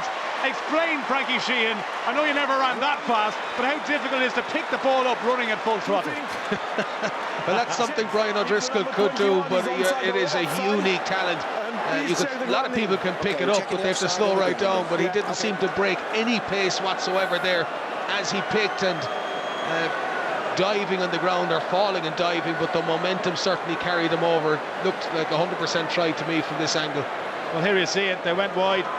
Priestland with the pass to Davis. Davis with a beautiful time. And look at that from Hook. Now watch Rodri Williams here. He's at full throttle to beat the cover, the scoop and the pick, and he's down. They're just checking, I think, for offside. His momentum takes it over. Here's the grounding. Yeah, no problem with that. It's just whether or not he was onside, which it looked like no problem from what we saw. And it will be a record victory for Wales over Scotland if this is given. It's a try. It is.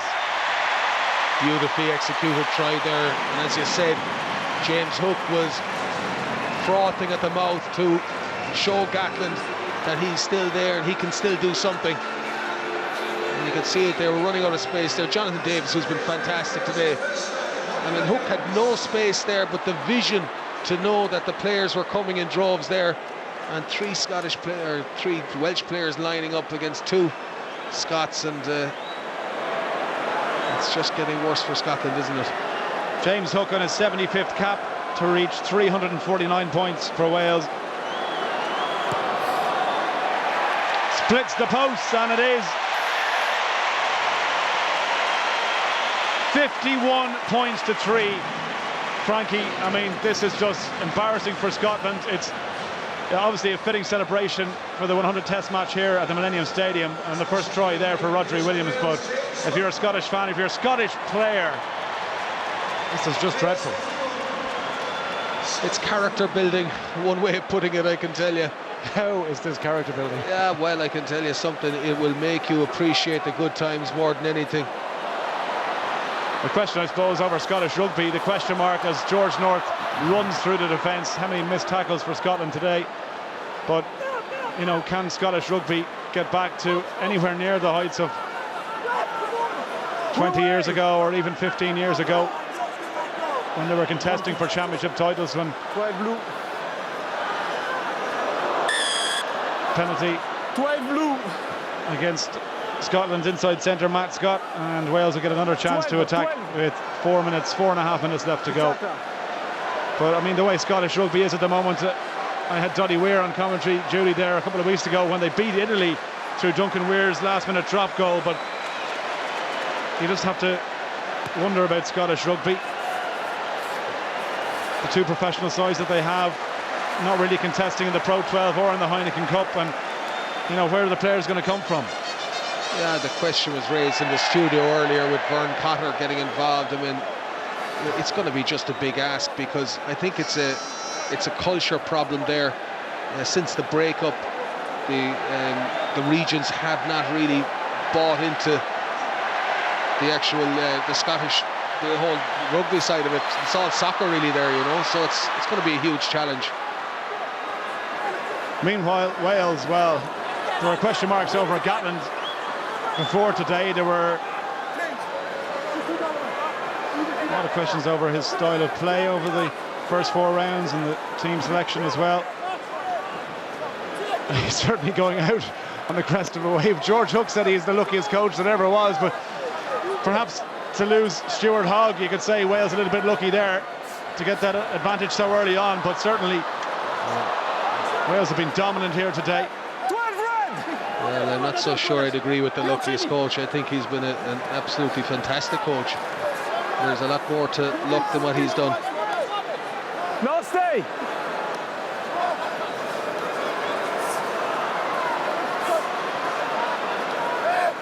Duncan Taylor, since he's come on, he's done pretty well, and Scotland trying to keep it alive here, and Swinson carries, sets it back for Cussadar. Penalty to Wales though. First man on his feet. No clear, clean out.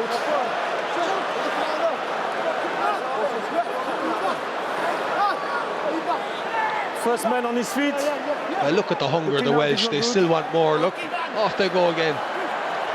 Not happy with 51 points against Scotland. They want another try here at the Millennium Stadium in Cardiff. Will they get it? They're having a go. Davis, if that pass had gone to Hook, he had number. Oh, look at that from Hook. That is just utter disdain for his opponent. Brilliant skill from him. Didn't even look. Knew North was there, but to have the skill to execute it as well. That's why they love him here. And the pass again. Hook once more. Now, Cuthbert. Cuthbert hasn't got his name on the score sheet, unusual. Well, they all want to score now, don't they? Williams. Priestland to Jake Ball. Tackled by Richie Gray. 90 seconds left to play. And we'll be handing you over for the build-up for Ireland, and hopefully what will be a memorable evening in Paris. Williams tries the dummy. Good dummy too. Wanted a runner, but he gave it straight to Tim Swinson. And Scotland, well, just anywhere will do at this stage. With a chip and chase from Taylor. Got his hand on it. Locked it on though. Advantage to Wales.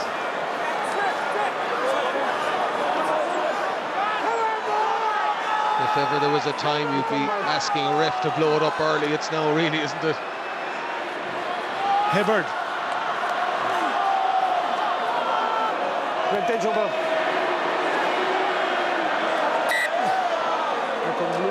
We'll have time for one more scrum. Well, I'd say Scotland will drag this scrum as long as they can. The last 30 seconds, there was some skill there by Hook. The crowd loved it, as you said. Great, we saw Brian O'Driscoll doing that recently. When it works, you look like a hero. When it doesn't work, Frankie. We've a word for that down in Cork, and it starts with L.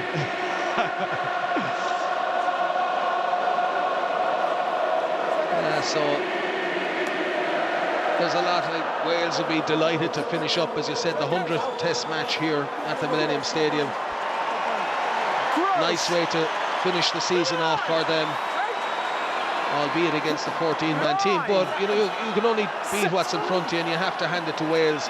They were pretty ruthless with the way they finished Scotland off, and they took every opportunity they could. Cussiter tries to get Evans going, ran into a tackle there, looked like he got a hit right in the throat as well.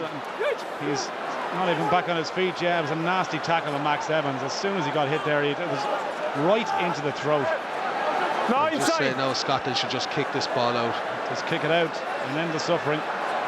Wales are still there to try and make tackles now. Is there one last sting left from the tail? Pass on the outside. Dunbar kicks it in. Surely that will be that. The final whistle goes in Cardiff. It's a record defeat for Wales against Scotland. The crowd applaud. Final score at the Millennium Stadium in Cardiff. Wales 51, Scotland 3. Tom. My thanks to Hugh and to Frankie. There's the result of a very, very sad day for Scotland and indeed for Six Nations. OK, we were waiting no longer. We are heading, all roads lead to Paris. Earlier, England walloped Italy, but it makes no difference. Ireland now play France, a single-point victory, and they win the Six Nations.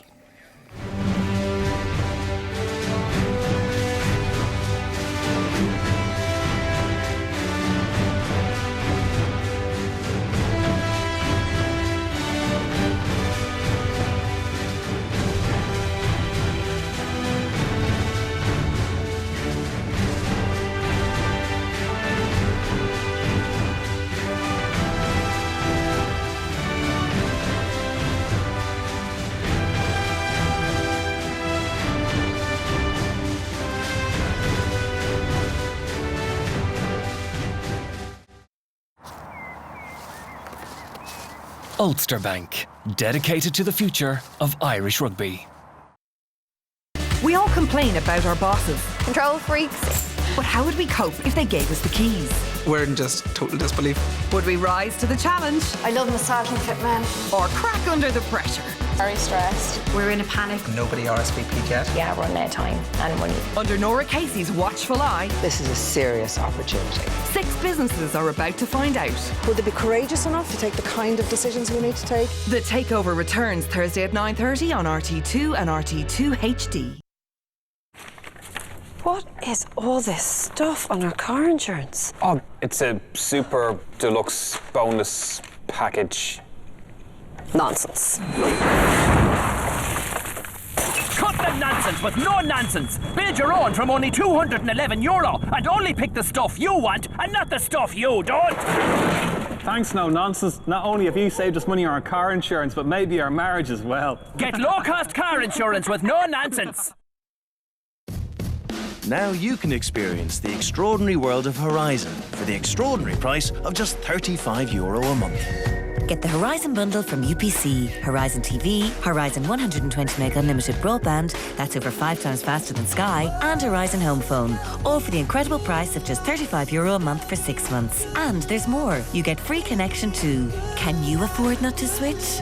Check out the Horizon bundle today at upc.ie. We'll take a photograph there.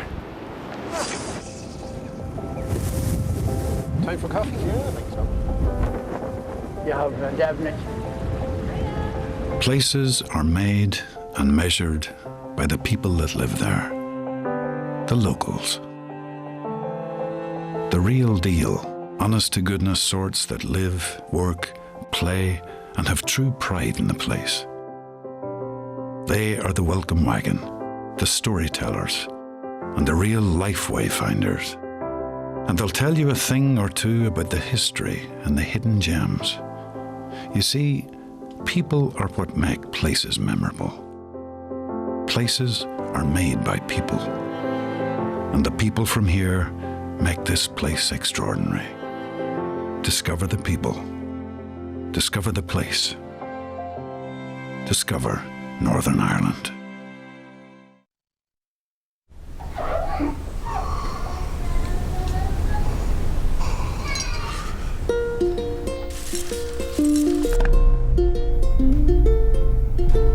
Our Spar range is growing every day.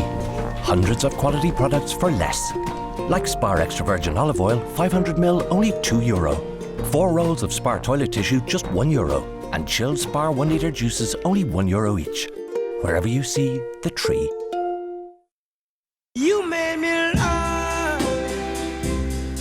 I feel so sad. You made me kneel. And it's driving me so mad. But oh,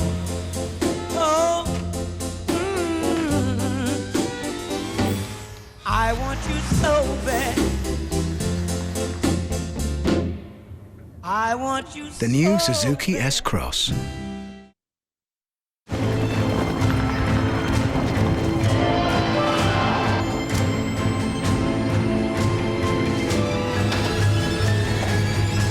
Mikael.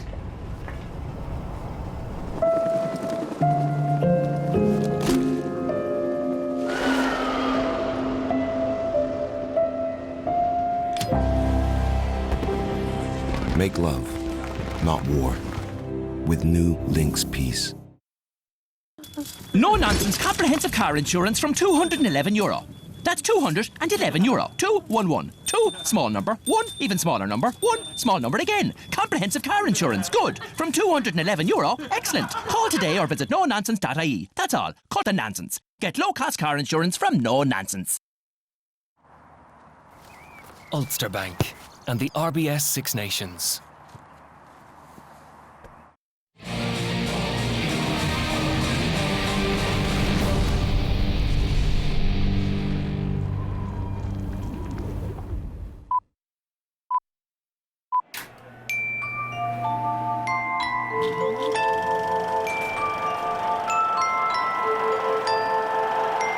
Oh, where have they gone? Those exotic French matinee idols of our rugby youth. They took the Anglo-Saxon foxtrot and gave us the Folie Berger. They took the ball in one big French hand and set the game free. Liberty, equality, fraternity. It's Berbitier, beats it out to Andrea, and Blanco celebrates with a try under the post. So where are the days of champagne rugby and vintage labels? Their exotic names. Pierre Villepreux, Walter Spanghero. Their bronze bodies. Jean-Pierre Rive. Their brooding Latin visages. Serge Blanco. They scored all the tries. They got all the girls. Ooh la la. But la belle France, qu'est-ce qui se passe? Has money stolen their souls? Have the rugby artists become mere artisans? Oh my God, that was horrendous. Tonight, across the City of Lights, once more, it's Paris in the springtime. Will it be another Irish rugby graveyard? Offload, magnificent. Poitrenaud, wonderful try. And the way comes Caminati, his second try maybe, but he doesn't need it. It's going to be Sella. Philip Sella. Jordan Murphy, oh no. We could see that one coming from the stands. And France have another try. It's been a night that Ireland will not want to remember in Paris. Not with Major O'Driscoll, Carney, O'Mahony, Heaslip and Sexton, now cocks of the walk. Time to savour the taste of victory. We want revenge for the years of Parisian misery. Can you think of anything sweeter? So beat the drums, sound the pipes, bring on Schmidt's soldat. Tonight, le jour d'Irlande est arrivé.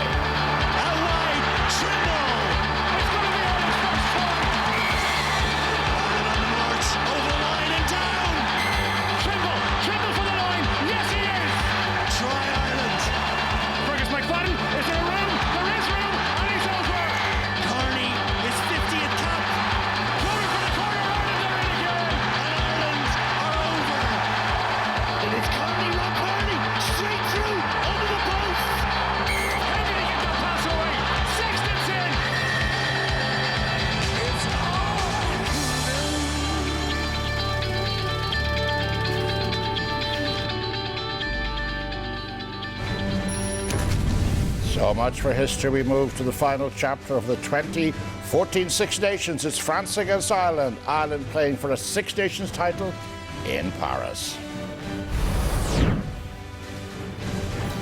And as ever, Irish supporters travelling from all over the continent seeking for tickets. But of course, 80,000 French there, and after the abuse their players have got in the press, goodness knows what France as ever will turn up.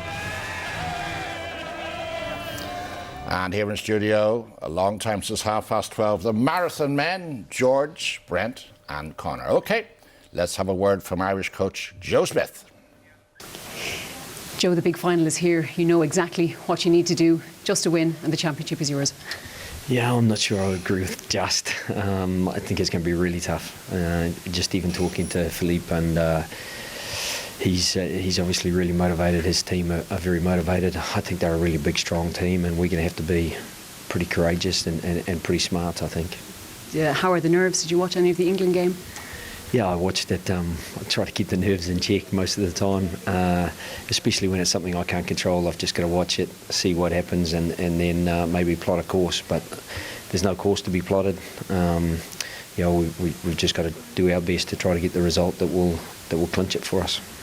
OK, let's go pitchside. Shane Horgan, Ronan O'Gara. Take it away, Shane. Hiya, Tom. Myself and Ronan just spoke before we came on.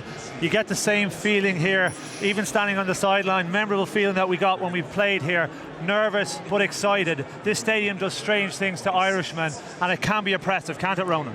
Yeah, it's an unbelievable occasion. I think it's a joy to be here, but I don't care what anyone says. This place will get to the best of players. The emotion is very strange today. I think we're very nervous. A lot of the body language of the players looks a lot of smiles, and the French team is the complete opposite. They look petrified. So it'll be interesting to see which way teams react. You said last week the first 5 minutes is key, and I think it's going to be key here as well. What are Ireland going to do? Is it even as important as winning the toss to make sure they get down in the French zone for the first 5 minutes? Yeah, well, we walked the pitch before the game and I rubbed the hand on the grass. There's no dew. The bounce of the ball is really good, so hang time on restarts will be crucial. So are we going to receive, or are we going to kick it? Those little things make a huge difference here. If France get an early score, I think it puts a whole new complexion on the game. If Ireland can keep ball for 3-4 minutes and play territory, then I think we're in with a good shout. I think we're going to see more kicking today than we had done previously. It's going to be surprising. I think we're going to kick ball off the field as well. It's different. You know what? It can be small, fine margins. If you box kick the ball and it goes 7 metres too long, goes to this back three, we could have serious trouble today. That's how close the margins are. It's an interesting point you make, Shane. I don't think we tactically kick probably as much against Wales. We did, and you saw how easy it was for us to employ our game plan. I think at the minute we're playing phase games, we're playing a ruck game, and we're looking to tire opposition down and do damage 20 minutes in the last 20 minutes. But as we can see in the Italy game, France here, the quality is so much different. So I think, as you say, we have to kick accurately, but that's a bit of a double-edged sword. If we don't kick accurately, Doolan and Hughes and Maydart, I think we bring in the French strengths. That back three is incredible. I think they're their best attacking back three in the Six Nations, and not only individually, but as soon as they get the ball, the whole mindset of the rest of the French team changes. They say, all right, we're going to go after it. You know, they are key to the success of France today, and the selection with Fico, another broken field runner at 13, Talley's a man who can get the ball out. All of a sudden, this looks like a seriously dangerous French outfit. Yeah, and I think that's what we've talked about, the individual brilliance of these players, most definitely. But what gives me confidence is I think they lack the leaders we have. I look at Paul, I look at Brian. You don't find them in World Rugby. These are the days where you need leaders, and this is where the leaders stand up. Yeah. It's maybe not what they do, but it's how they encourage the people after mistakes, because this place will consume you. That's how we react. And I think it's why they have to actually play rugby today. You know, Ireland, when they come here, if they try and soak up pressure, this French team will keep on playing. They'll put up scores. Ireland needs to, any time that they've done well, look at 2000, they did well in 2000 because they attacked, and led by Drico. When we've had good purple patches against France in France, we've gone after them. You know, we have to keep on playing. I think you know more than I do, Shane, but being under Joe Schmidt, you have to play.